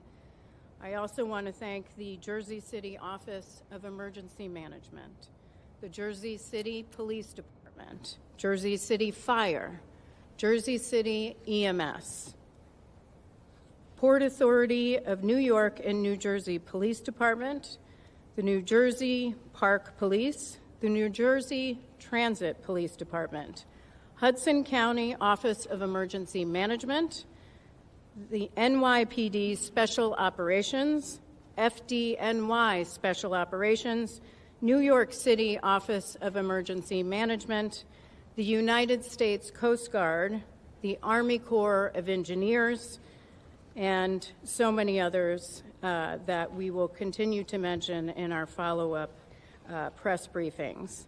Now, I want to set expectations for this press conference. This crash occurred yesterday at about 3:15 p.m., so we're not even 24 hours later. Rightfully, the focus yesterday was on, first and foremost, victim recovery, and then wreckage recovery. Our investigators, the NTSB, we stay out of the way when victim recovery efforts are in process. That is first and foremost, most important. Our investigation can always wait. Once that was done, we had Luke Chiata, who is our chief of our Eastern region, who lives right here in New York, on scene as part of the wreckage recovery operations. And those two were the focus for yesterday. The rest of the team began to arrive late last night, including me, and early this morning. So that means this is the first full day of our investigation. And as you can see, our investigators are out doing some of the work that I'm about to talk about in just a second. But as far as information sharing today, I am not going to share a lot of investigative information. We have a lot of information, but we do not speculate. We need to confirm information. That is a process that takes time. So I will say, I understand that you have a lot of questions, and we will attempt to answer them over the coming days. A little bit about our team and our process. We have 17 people who are here on scene. That includes 10 investigators. They are supported by a minimum of 10 experts back in our headquarters in Washington, D.C. The on-scene specialists, they are experts, and they have the following specialties. Operations, they'll focus on the helicopter operator. They'll look at the owner of the helicopter itself, and they will look at pilot qualifications and other information. We have experts on helicopter airworthiness, on structures, and on systems. We also have our evidence management team here, as well as our transportation disaster assistance team, which is responsible for working with the family to get them the assistance they need throughout the course of the investigation, not just here on scene, but in the coming days, weeks, and months throughout the investigation to the issuance of our final report, and sometimes for months and years beyond. The wreckage exam began this morning. Our team, I was there, our team began pulling components and the engine off the wreckage and other components that they would like to more closely examine. Most of their focus was to turn it upright and move the helicopter or the wreckage inside so that they can begin to do a more comprehensive examination and get to the other side of the wreckage that was against the pavement. We also are aware that there are dive teams. The New York Police Department is still diving for components and pieces of the helicopter that we are still looking to recover. Those include the main rotor, the main transmission, the roof structure, and the tail structure, and we appreciate all of their hard work. And then we have a whole team that is collecting the standard information that we normally gather as part of any investigation, which includes pilot qualifications, logbooks, history of the helicopter, maintenance logs, and so forth. We do have the logbooks for the pilot. The pilot held a commercial pilot certificate with rotorcraft and instrument ratings. The pilot reported 450 hours of total flight experience on his most recent medical, which was issued on September 20th, 2024. As of March 29th, 2025, the pilot accumulated about 788 hours of total flight time. We still need to calculate flight time in that Bell helicopter, and I'll have more information on that hopefully tomorrow, because he previously was flying a Robinson 44. Now, what we are hoping is that we are able to get the public to send us any photos or video you may have, or if you want to contact us because you believe that you have information that could be pertinent to our investigation, please reach out to us, provide that information to us. We will get in contact with you at the following email address: witness@ntsb.gov. That's witness@ntsb.gov. Now, I will take some questions. Again, a reminder, I know there will be questions for very detailed investigative information. I am happy to talk about the team, their qualifications, the process. I am not going to speculate on investigative information. We are very factual, and we will provide that in due course. So I will call on you. Please state your name, your affiliation for me. Matthew Chase at Newsday. To the extent you're able to share this, is there a preliminary cause? I realize you gave that early talk. Is there a cause preliminarily that you can share with us? The question is there a preliminary cause? We do not have a preliminary cause. That takes time. As I stated, our team focused on helicopter airworthiness and structures and systems is at the facility with the wreckage, doing the wreckage exam. That takes time. Of course, it takes time to also gather information, records that we need to comb through, so we do not have that at this time. And just to mention, as regarding cause, We will not speculate on cause ever, but we will not be determining any sort of preliminary or probable cause at the scene of an accident. We don't do that. What we are doing here is gathering the perishable evidence, the evidence that we need to gather for our investigation. When it comes to maintenance logbooks and other materials, we can look at those materials later on. What we need to do is look at the wreckage now. We need to focus on finding some of the additional components and structures that we're looking for, conduct witness interviews, and gather the records that we need. We can review the records later, so that probable cause will not occur for quite some time. Yes, ma'am, and then we'll go here.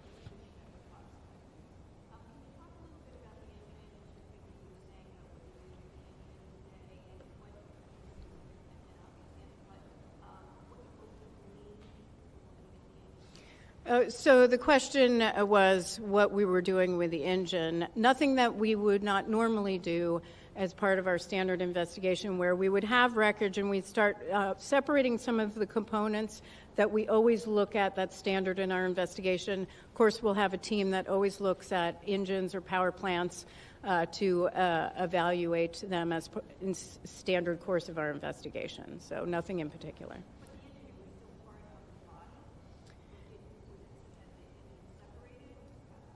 It was in the wreckage, and so we separated it from the helicopter so we could take a closer look at it in a more upright position. Yes, sir.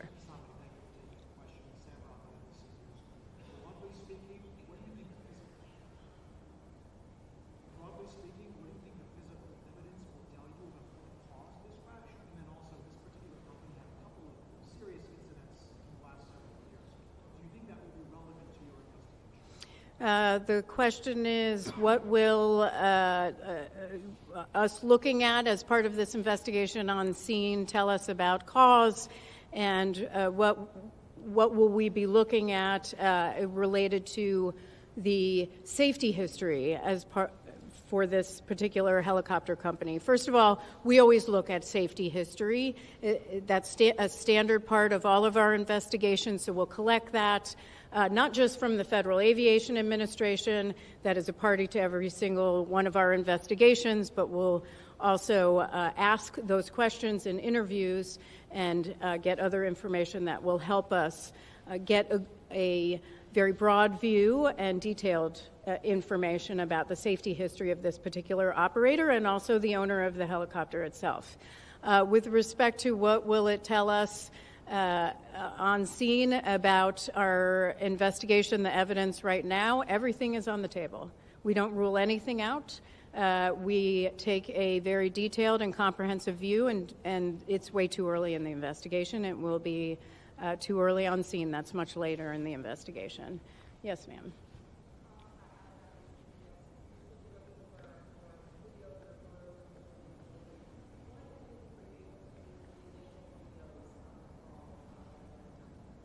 The question is a very broad view and detailed information about the safety history of this particular operator and also the owner of the helicopter itself.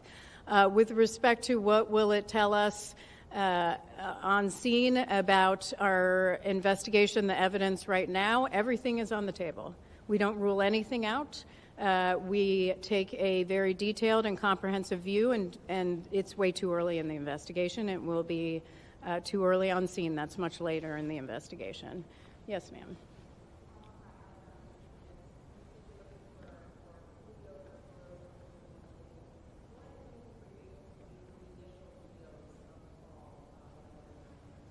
The question is, what have we been able to glean from the videos that are already circulating on social media? Those are very helpful for our investigators, certainly.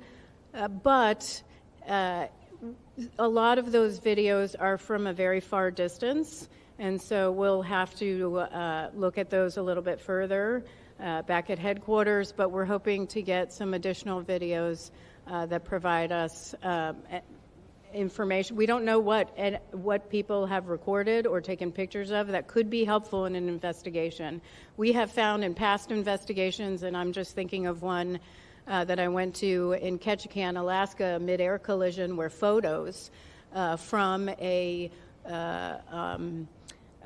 somebody who was on board one of the airplanes helped us significantly in our investigation. So it can be very key parts of our investigation. So for anyone who didn't hear my previous request, please send us any sort of videos or photos or information you'd like to share with us at witness@ntsb.gov. Yes, ma'am.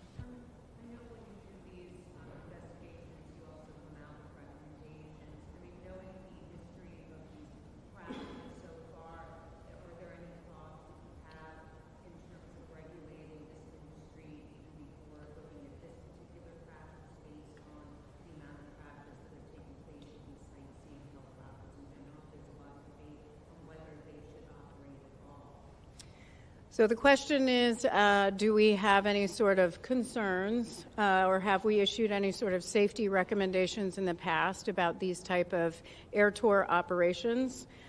We have. Actually, we did. So this particular operator was governed under Part 135 of the Federal Aviation Regulations, but this particular operation was under Part 91. All air tours are. We have issued an entire report on Part 91 operations with respect to revenue passengers. We believe in one level of safety strongly, and that may not look like regulation for a major commercial airline, but we do believe that they should be regulated. We have issued recommendations in the past on recorders, crash-resistant recorders. We've issued numerous recommendations on safety management systems, on particular regulations for Part 91. It's too early to say what we would recommend as part of this investigation. However, this is a concern that we've raised for a number of years. Certainly we raised this after the Fly Nyan crash, and in a specific report that we have online at ntsb.gov focused on Part 91 revenue passenger operations. And so I would direct you actually to that report. It was very comprehensive about our recommendations, specifically about air tour operators. And if you can't find that, our media relations team can help provide that information, because we did issue a set of recommendations to improve safety in this area. That will be part of the question is, was this operator complying with those recommendations? Those are recommendations, not regulations, but we would have to look at that, and that will be standard in this investigation. So thank you very much, sir. And then I'm going to go over here. Have we recovered the rotor? We are looking for the main rotor and the tail rotor right now.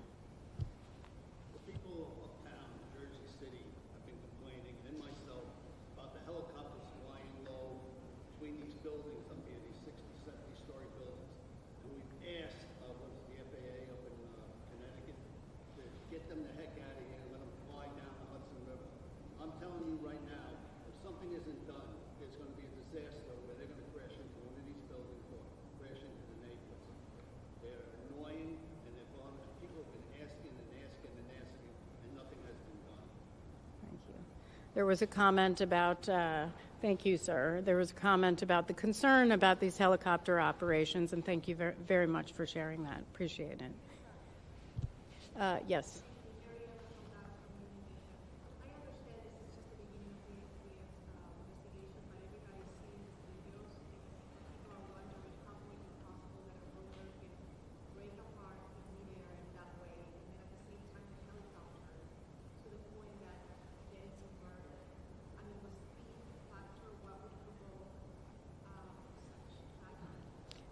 The question is, what would result? How did this essentially? How did this tragedy happen, where a helicopter would break apart in the air? I understand that is a significant concern and a question on everyone's mind. It is going to take time. We need to do a very thorough examination of the wreckage to determine what occurred first and how that occurred. Once we have that, we'll be able to release that to the public. Yes. Sure.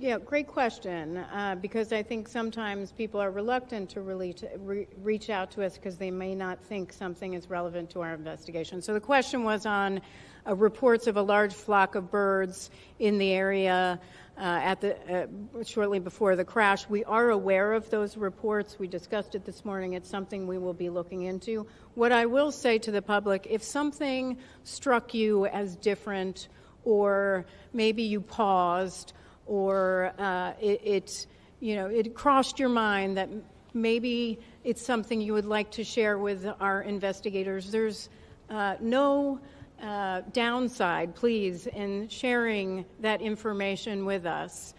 You can be very helpful in providing that investigative information to the NTSB. So again, witness@ntsb.gov.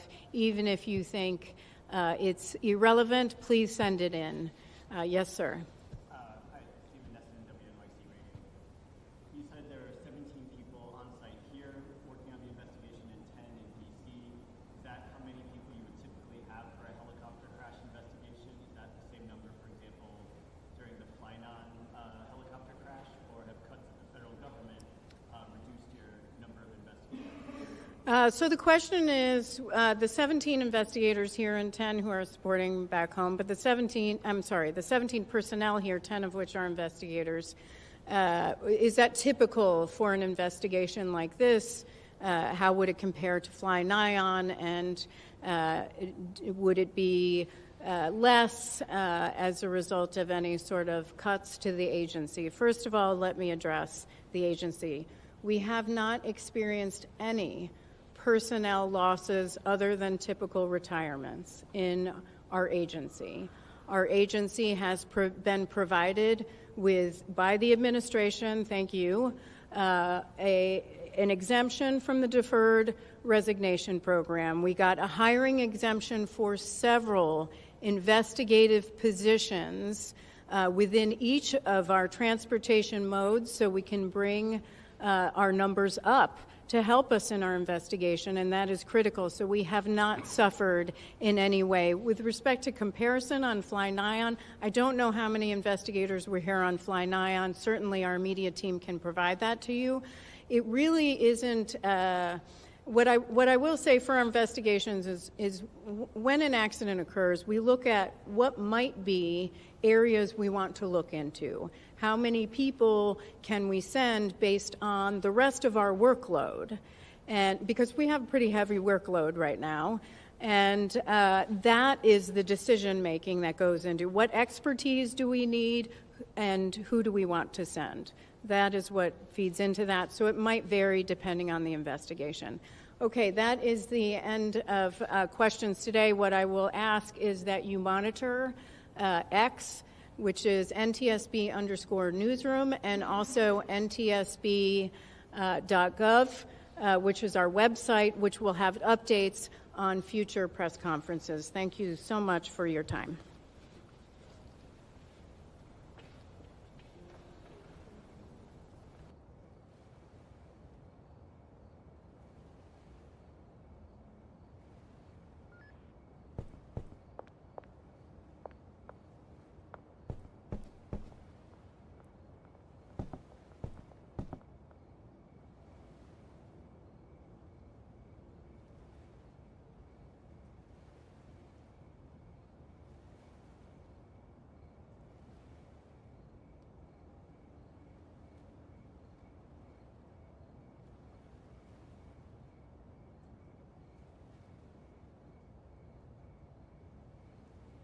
Why are my YouTube thumbnails so freaking big?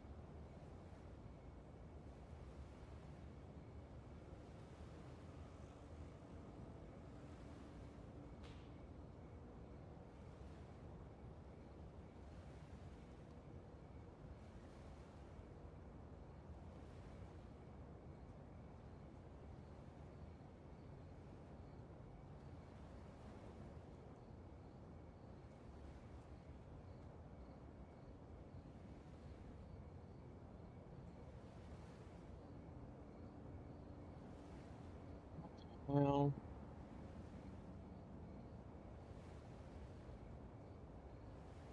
I don't like the big thumbnails.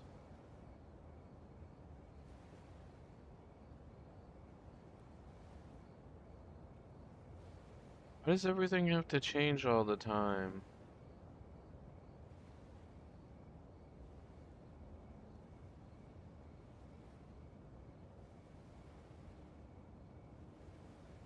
Like, why?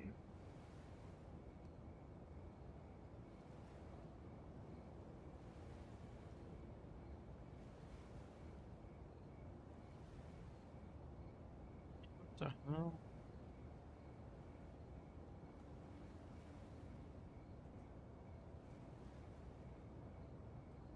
I don't like the big thumbnails.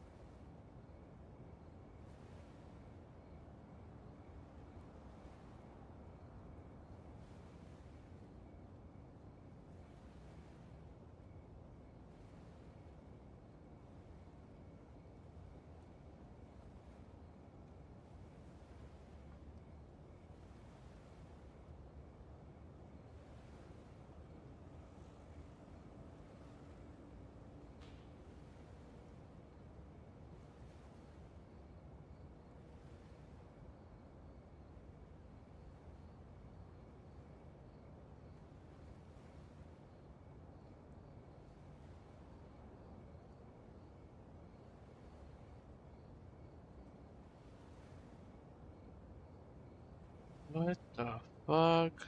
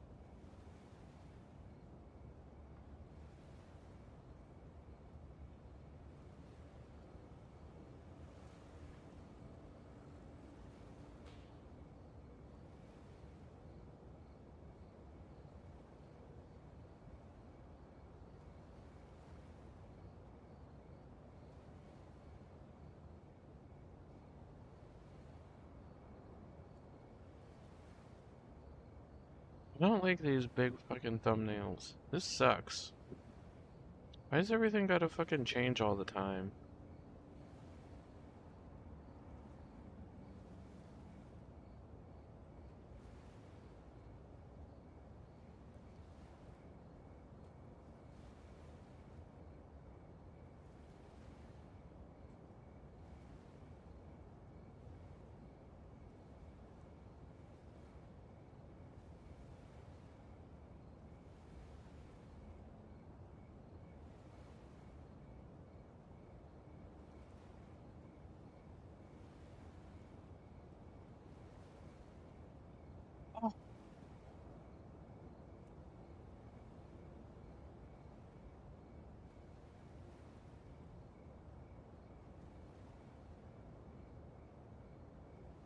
No, make them smaller.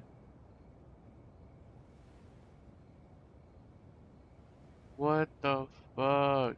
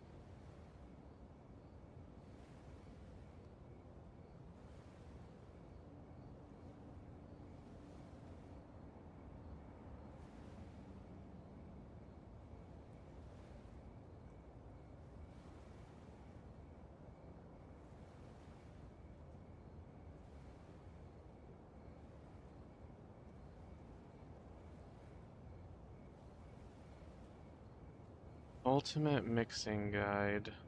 I found some of the absolute best mixes you can make for herbs in Schedule 1, and today I'm going to share those with you. But first, we need to demystify this whole mixing system, because in order for you to understand why the mixes I'm going to share with you today are the best, you need to understand how the system works. Starting with the fact that there is no limit to how many times you can mix something or how many ingredients you can mix into something. Doesn't matter whether it's the specifics that we're talking about today with this video only covering herbs, or any of the other different substances that are in the game. You can mix for basically ever. The limiting factor for mixing is the amount of effects that can be on any given item, and that limit is 8. You cannot have more than 8 effects on an item. This is controlled by the way that the different substances that you mix together interact with each other. Different effects override other effects, and some effects cannot exist if an effect is already present. This is why when you're creating complex mixtures, you can sometimes end up with results that you have gotten when you started with a completely different set of substances. Let's take a quick look at an example of one of these effects to give you an idea of how complex this system can be. The Cyclopean effect, which is considered a positive effect, can transform to foggy with flu medicine if Cyclopean is present and foggy is not. It can also transform into thought-provoking with a banana if it's present and thought-provoking is not. Foggy can transform to Cyclopean if you use the Coke and foggy is present but Cyclopean is not present. Energizing can also transform into this effect with the Mega Bean if it is present and Cyclopean is not. Thought-provoking can also transform into this effect with the same Mega Bean if thought-provoking is present and Cyclopean is not. And every single other effect that is in this game works in similar fashion, just different things will swap out for different things. They all work on this mechanic of if one thing is present, do this, if not, do other thing. And there are a total of 26 positive effects and 8 negative negative effects. The difference between those being how they influence the final price of the product. Speaking of the price of a product, let's talk about how it calculates the price of different products. Each of these different effects has a value attached to it. The equation to calculate the price of any product is the base price of the product times 1 plus the sum of the value of the effects. So there are a bunch of hidden numbers here. First, let's start with the base cost of the product. It is not what you see in game. For example, all of the herbs in game have the exact same base price of 35. Only the positive effects have a value added to them. All of the negative effects are worth 0, so they don't do anything to add to the overall price. This chart here that I'm showing you on screen right now is the price of every single effect. So you can see at the top, shrinking, zombifying, and cyclopean are the top 3 highest effects that you can get on any given product because they have a base value of 0.6, 0.5, and 0.56. So if you had some herbs that had these top 3 effects on them, you would just add those 3 numbers together, which would give you 2.01. You would add 1 to that, which would give us 3.01. Then you just multiply that by 35, which gives us a total of 105. That would be the base cost of this herb. And this code was pulled directly from the game. You can double check the math here on any of your in-game products and see that the math will work out just fine. All right, so now that you have a general idea of how this system works and can understand why I'm about to tell you the best mixes are the best mixes, let's take a look at some of the highest profit mixes that you can make at each stage of the game along with the ultimate mix. Let's start off with early game and a single product mix. So the best one that you can do, which will get you a profit of 56 with an addiction level of 66%, is the OG Kush and mouthwash. That is the absolute highest profit you can get with a single item. But there is another option here that will cut into our profits ever so slightly and increase the overall addiction, and that is the sour diesel mixed with iodine. That will net you a profit of 53 with a 76% addiction rate. Moving on to double mixes, the best possible double mix you can get to get you the highest base profit is mixing the OG Kush with Coke followed by a Mega Bean. This is going to get you a profit of 71. This is the highest profit you can get mixing only 2 items. Now, the downside is it only has an addiction rate of 72%. If you're looking for a higher addiction rate, maxing out at 100, which is achievable with mixing only 2 items, with only a marginal bit of loss to your overall profit, you can mix the OG Kush with mouthwash followed by Viagra. This will give you a profit of 68 with a 100% addiction rate. For the mid game, we're going to take a look at your best triple mix and then we'll move on to super late game. Your best triple mix is OG Kush, Coke, followed by Viagra, followed by a Mega Bean. Mix them in that order will give you a result that gives you a profit of 83 with 100% addiction. This is the highest possible profit you can get, only mixing 3 items. That should cover you for your first couple stages of the game, allowing you to absolutely maximize your profits and make insane amounts of money. But that's not why you're here. Most of you are here because you want to know what the ultimate mix is. The absolute ultimate mix in this game would consist of getting the top 8 effects, so shrinking, zombifying, cyclopean, anti-gravity, long face, electrifying, glowing, and tropic thunder, using the least amount of resources possible to achieve that mix. That would ensure that you are making the highest possible base cost on your product with using the least amount of resources cutting into that base cost. And it saddens me to tell you that achieving a mix that includes all 8 of those is currently impossible with the current state of the game. But fear not, I did figure out how to get almost every single one of those with the least amount of resources possible minus shrinking. And to get this, you are going to mix in order: OG Kush, followed by Addy, a chili, energy drink, battery, horse juice, Mega Bean, Viagra, mouthwash, and Coke. This will give you glowing, electrifying, zombifying, anti-gravity, bright-eyed, long-faced, cyclopean, and tropic thunder, with bright-eyed being the odd man out, but currently there's no way to get rid of it once it's on there. It doesn't transform into anything else once you have bright-eyed on there. And using any more resources is going to start drastically cutting into our profit. However, there's a big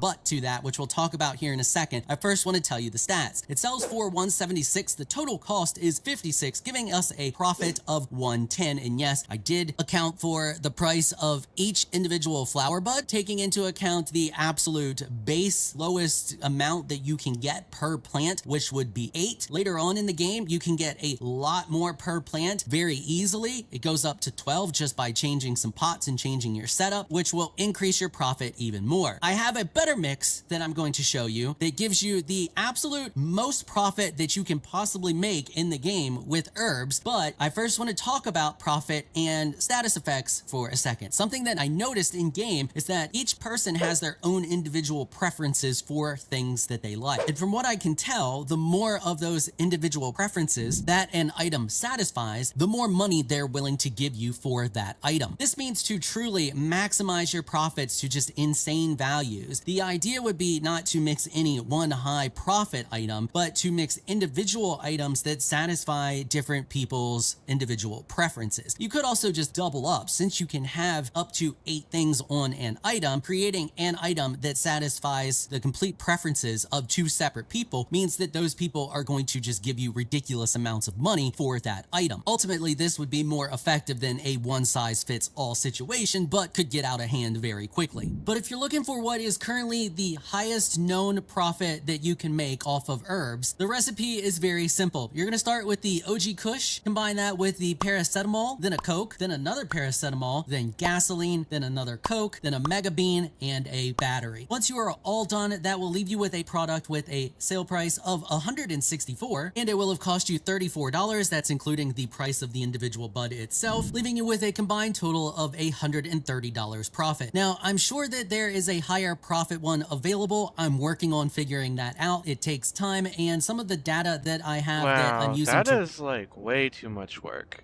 That's funny. I would like to make the Cyclopean lightning bolt weed, but that's a lot of work, dude. I don't think that much work is worth it. Did you make breakfast, Creedy? I know, too much mixing. That's crazy. That's like way too much. I don't think that's worth it.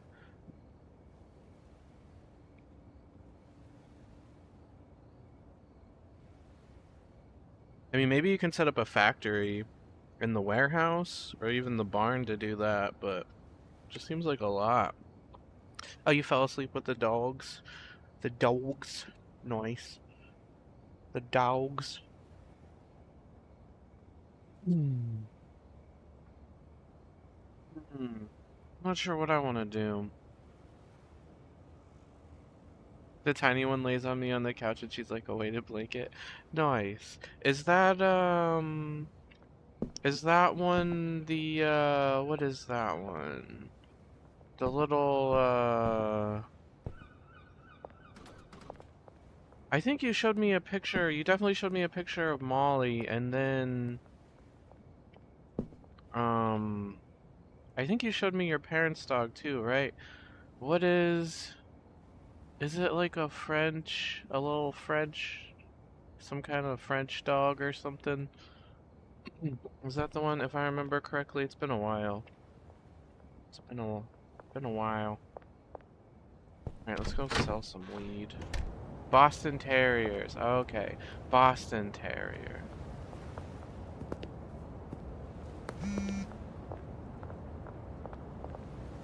They look like Frenchies. Okay, okay. Yeah, I wasn't sure. I'm not a super expert on dog breeds. But yeah, I was thinking French. Boston Terrier. Nice. Who dat? Levi. Hello, Levi.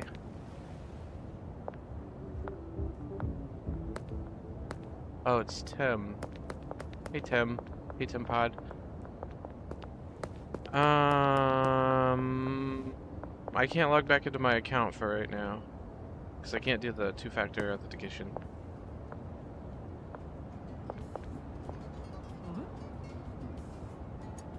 So, we're on YouTube for a little while. It's a little goofed. It's a little goofed. We're on YouTube for a little while.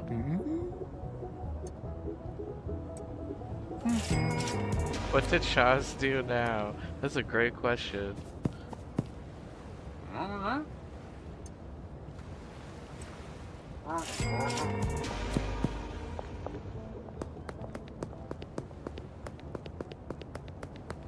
This guy.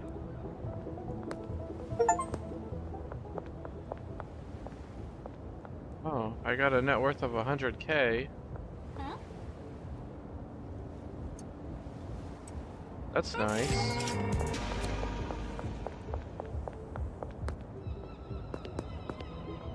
Well, ain't that nice? Thanks for stopping by, Timpod. I'll be back on Twitch soon.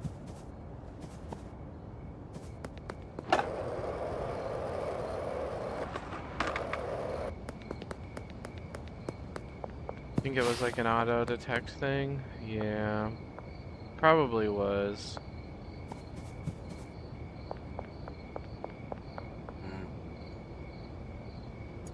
Nine. Jeez, that's a lot. That's a lot of weed.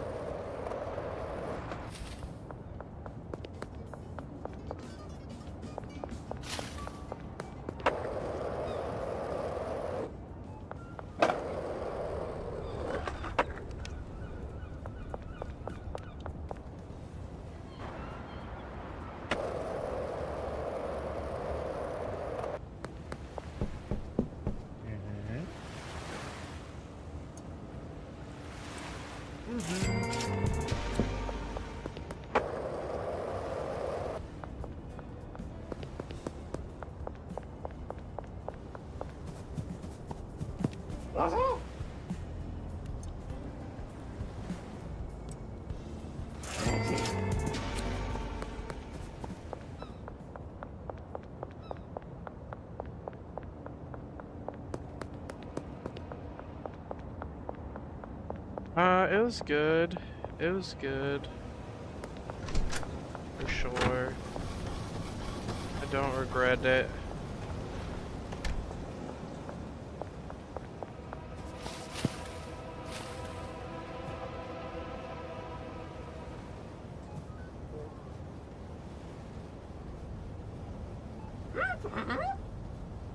I do not regret the Italian.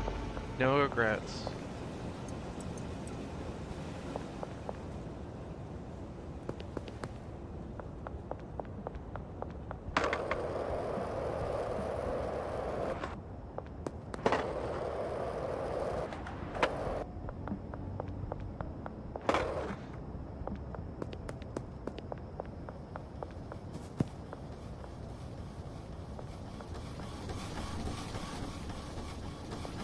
I don't expect.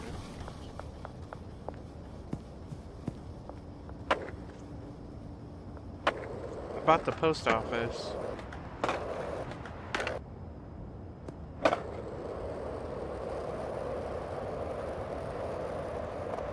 I own the laundromat and the post office now.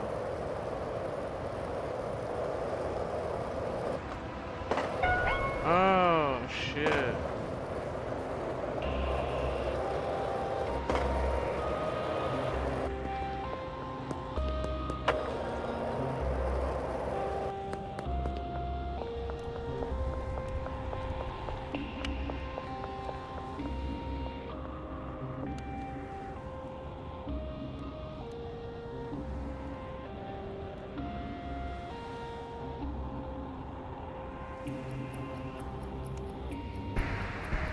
How was Rivals last night? Did you guys start winning? Who's here?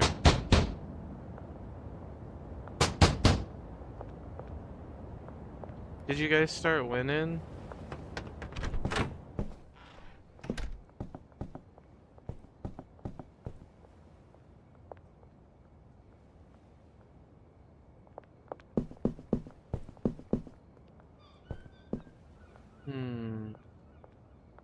How are the dealers doing? 58, 49. Yeah, they got a bunch of money too. No. Dude, it felt harder for some reason. Oh, you quit a few after? Dang. I ruined Rivals Friday night party. Thanks, Italy.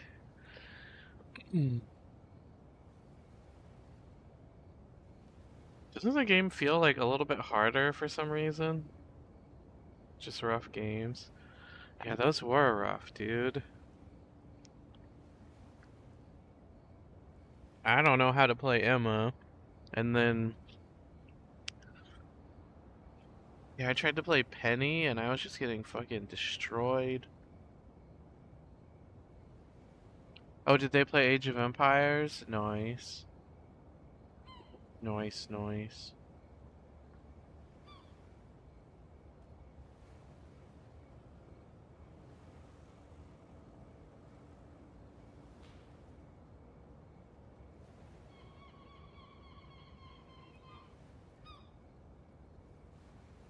Hmm.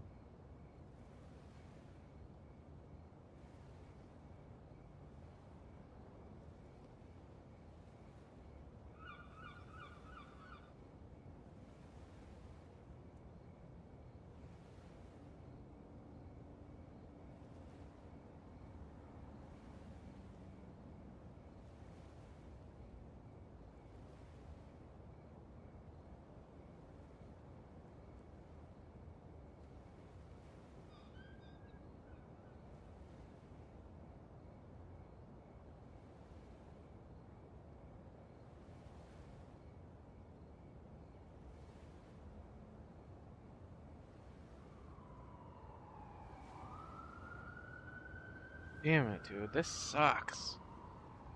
Not being able to log into Twitch sucks. Oh, was it because Menno was leader? So we were getting like super fucking sweat lobbies? We were getting Grandmaster lobbies? Damn it, Menno.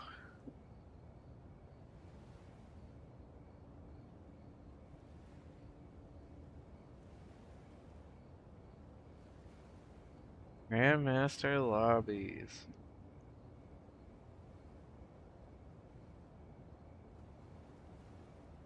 Damn it, Menno.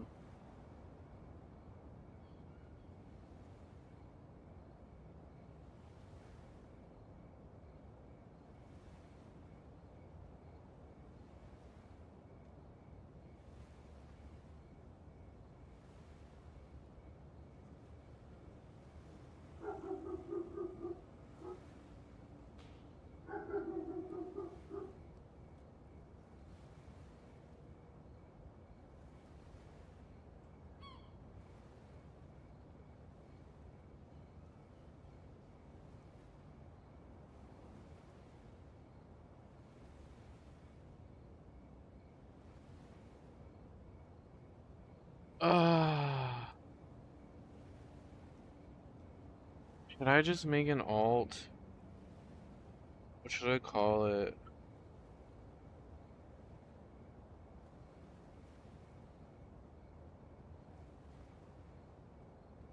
Santa is dumb.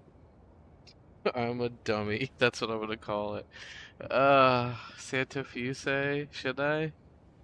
Should I do that? That's not bad.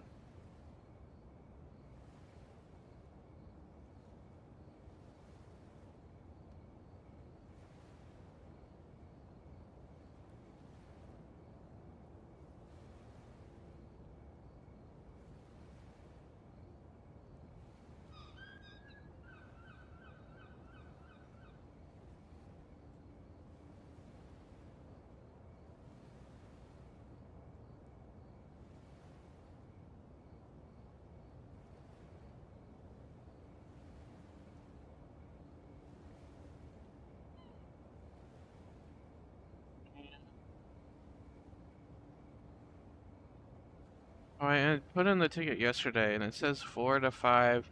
It says 4 to 5 business days. So I guess that immediately discounts like today. Because today's not a business day, right?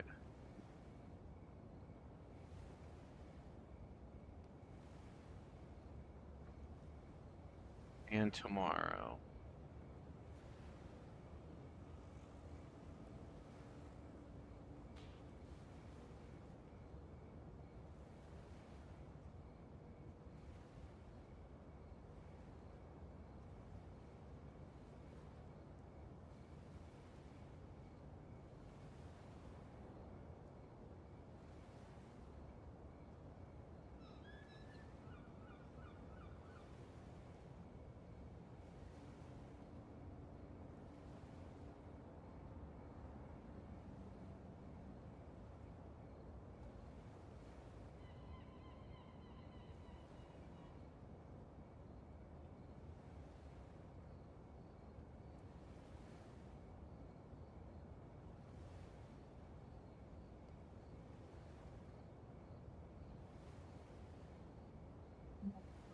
I just made a new account called Santa Fuse on my phone, Creedy. Yeah, this doesn't feel normal, right? I hate it. I hate this. Ugh, man.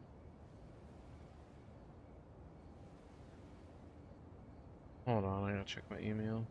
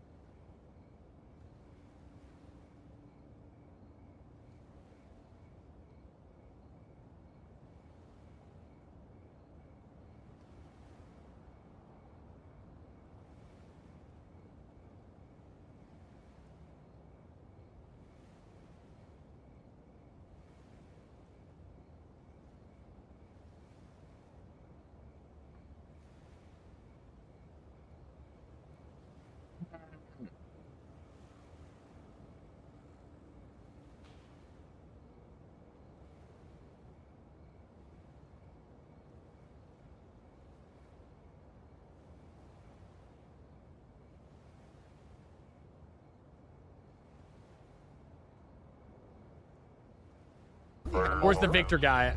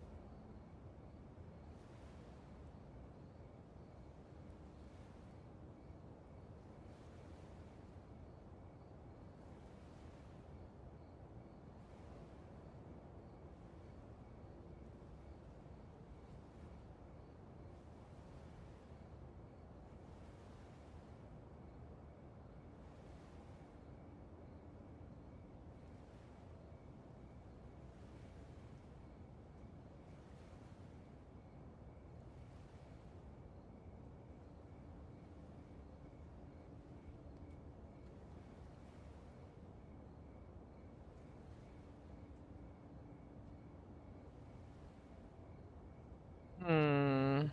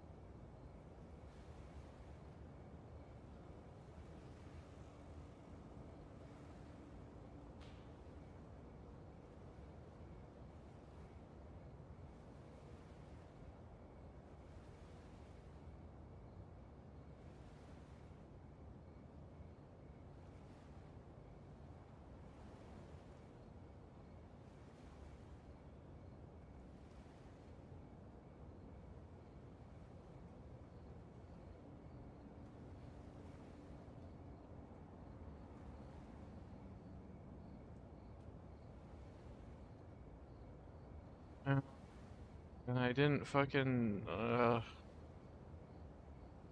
Wait.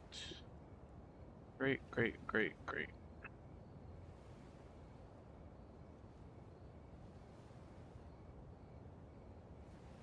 Well,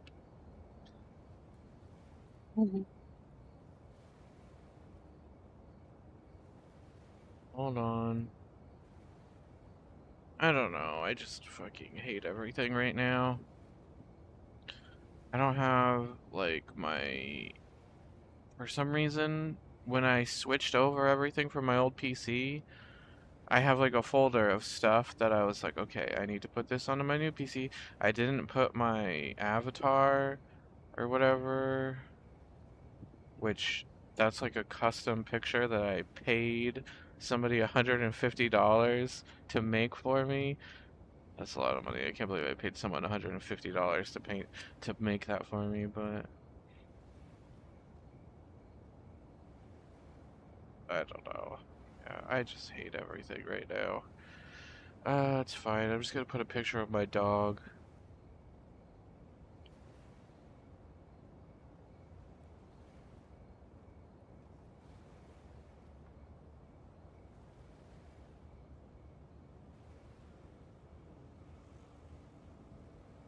Stuff from old PC. Where are you? Stuff from old PC.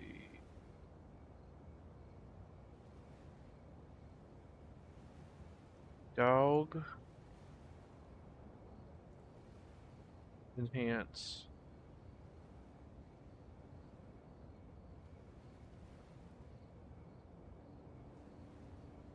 Save.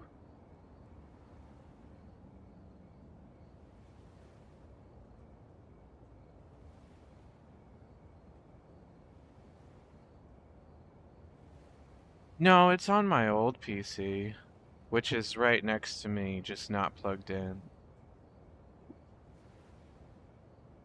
But I guess that's fine anyways, because like I don't want to put that on this one. I'm gonna recover that account. I just have to wait. No, yeah, it's on my old PC.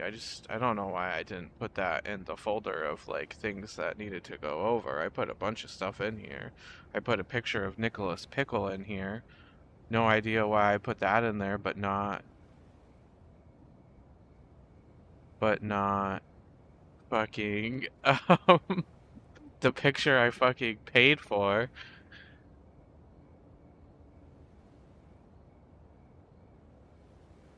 I'm an idiot. Uh,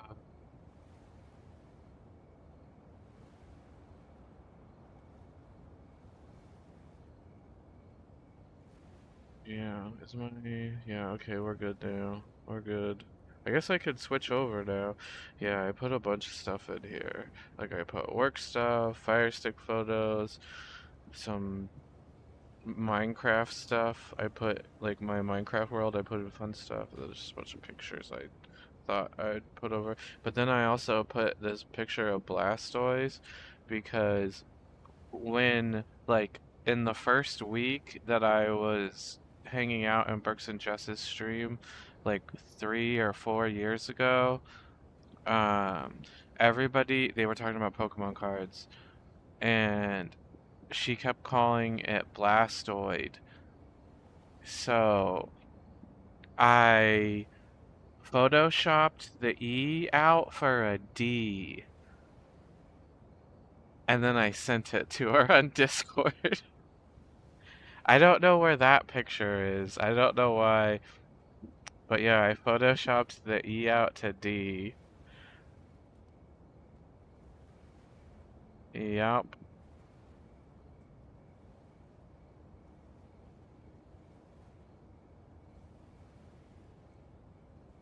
Well, I did it. I'm all set up to go back to Twitch for now.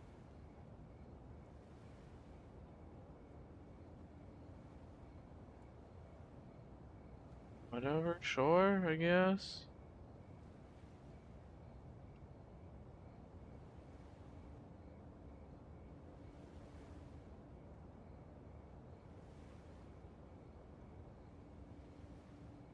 That was just like the first time I started typing. There was a while where I just like lurked.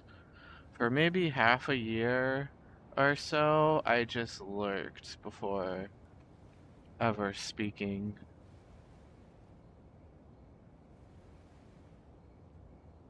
Because I saw the clip on LSF of the burning incident. That was in 2021. The burning. The burning. And somebody posted that clip on LSF, and I saw that clip, but I thought that was really funny. But I just so happened to be looking at that clip, looking at LSF at midnight. So when I clicked on it, they were live, right? So then I was like, oh, what's going on in here?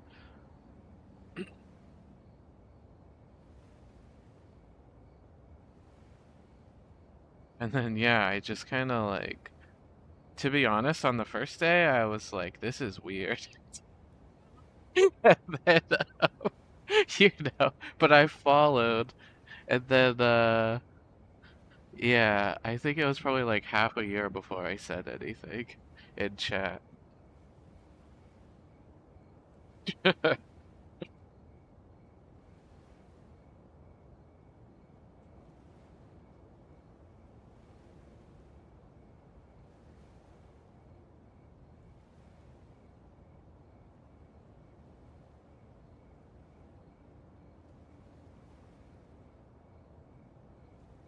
You got rated there by these super serious food and drink streamers, and I was like, oh, what do I have here? Nice. Hmm. That is funny. That's funny. Damn. Dude, I love my Twitch channel. Probably too much. I don't know why, but I'm addicted to Twitch. It's probably not a healthy. Or just streaming. I don't know. And YouTube just sucks, man. Also, why are my thumbnails fine here, but now they're all big? In the last day, my thumbnails got big. I hate change. What is this? I hate YouTube and Twitch. But yeah, I don't know. Maybe this will be nice because like I kind of like I really like my YouTube channel or my Twitch channel, but I don't think I like everybody that follows me. I don't know. I think there's some lurking gray flag hate watchers in there.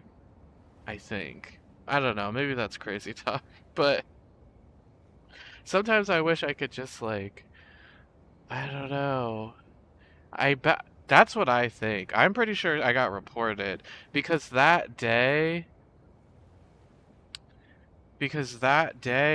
like I mean I wasn't like talking shit in the Gray Flag Discord, but like everybody was giving me shit because I accidentally team killed that person. And then like everybody's like, "Oh my God," even though it happens all the time, everybody's like, "Oh my God, he did it. He fucking did it." And I'm like, "Well, the server didn't fucking tell me I did it." And then that one guy went fucking and posted the tac view in there because he thought it was like funny. I didn't think it was funny. Everybody was being a jerk about it. He did. He made a full edit. Like he put the tac view right up next to my fucking like stream. He like he streamabled like the clip from my stream and put it up next to the tac view.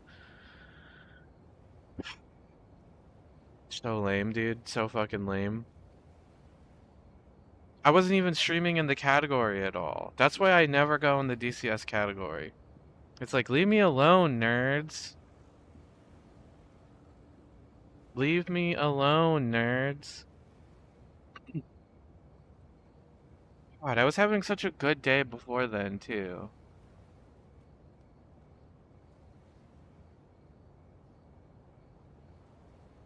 Then disaster struck. I put on Blade Runner. Ah.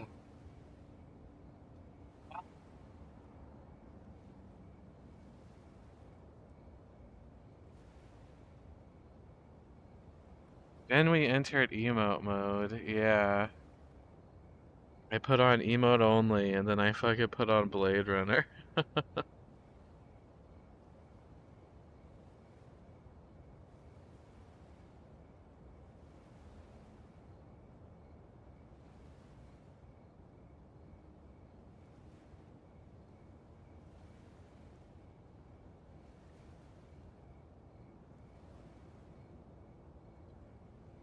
Did I really say that? Dude, I was so far gone at that point.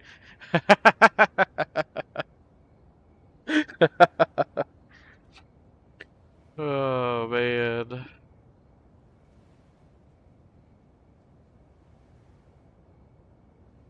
60%.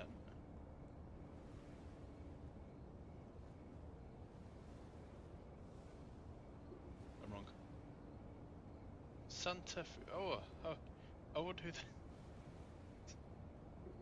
I wonder who that could be. Santa Fuse. That's never heard that name before.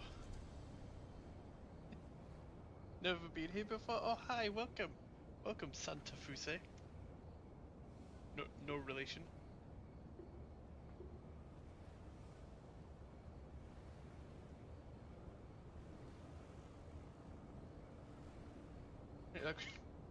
Like we see, nice, nice. I changed my color.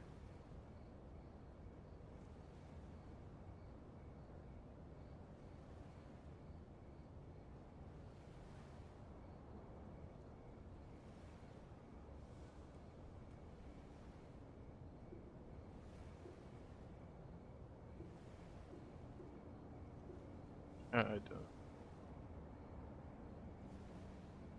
Blue.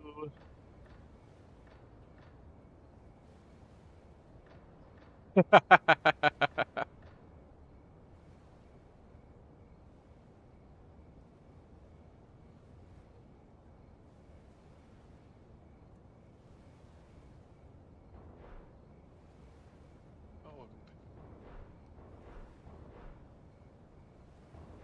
I can pick the gun balance. Do you gonna let it? You know, I could be a male model. I could be. I'm definitely not, but I could be. No, I appreciate the vote of confidence.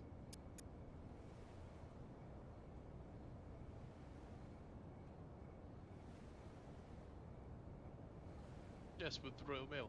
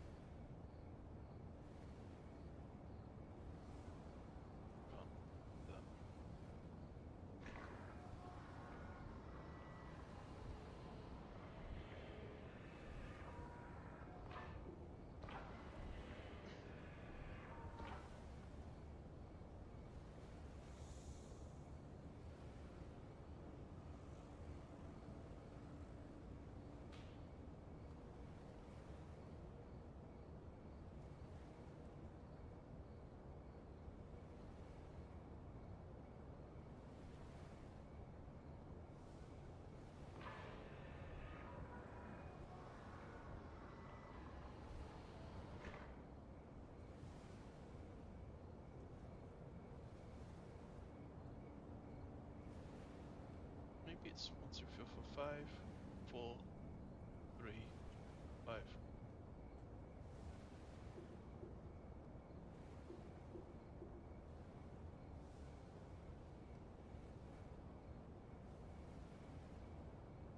5, 3, 4, 5.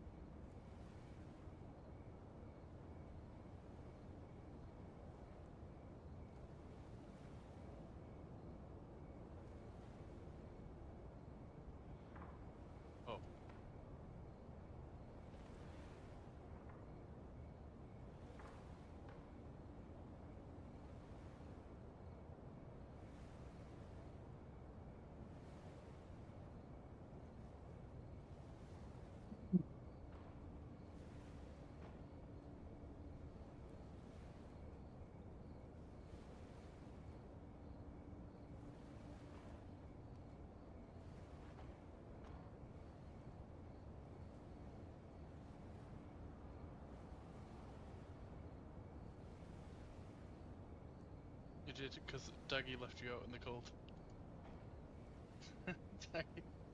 Dougie left him out in the cold.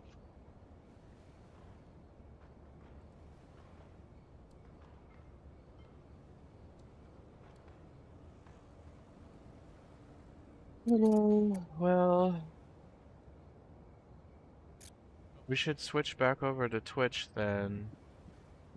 I'm gonna switch back over to Twitch, Creedy.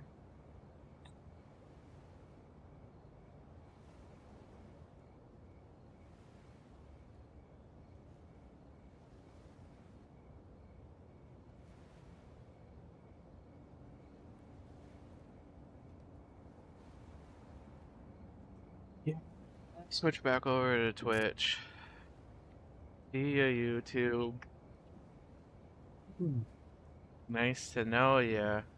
I'll be on shortly. I just gotta log out of here, then log into Twitch. I'll post a link in my Discord. Game over.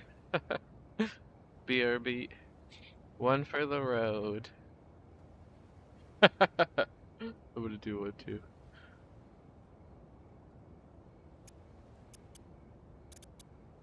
Two for the road.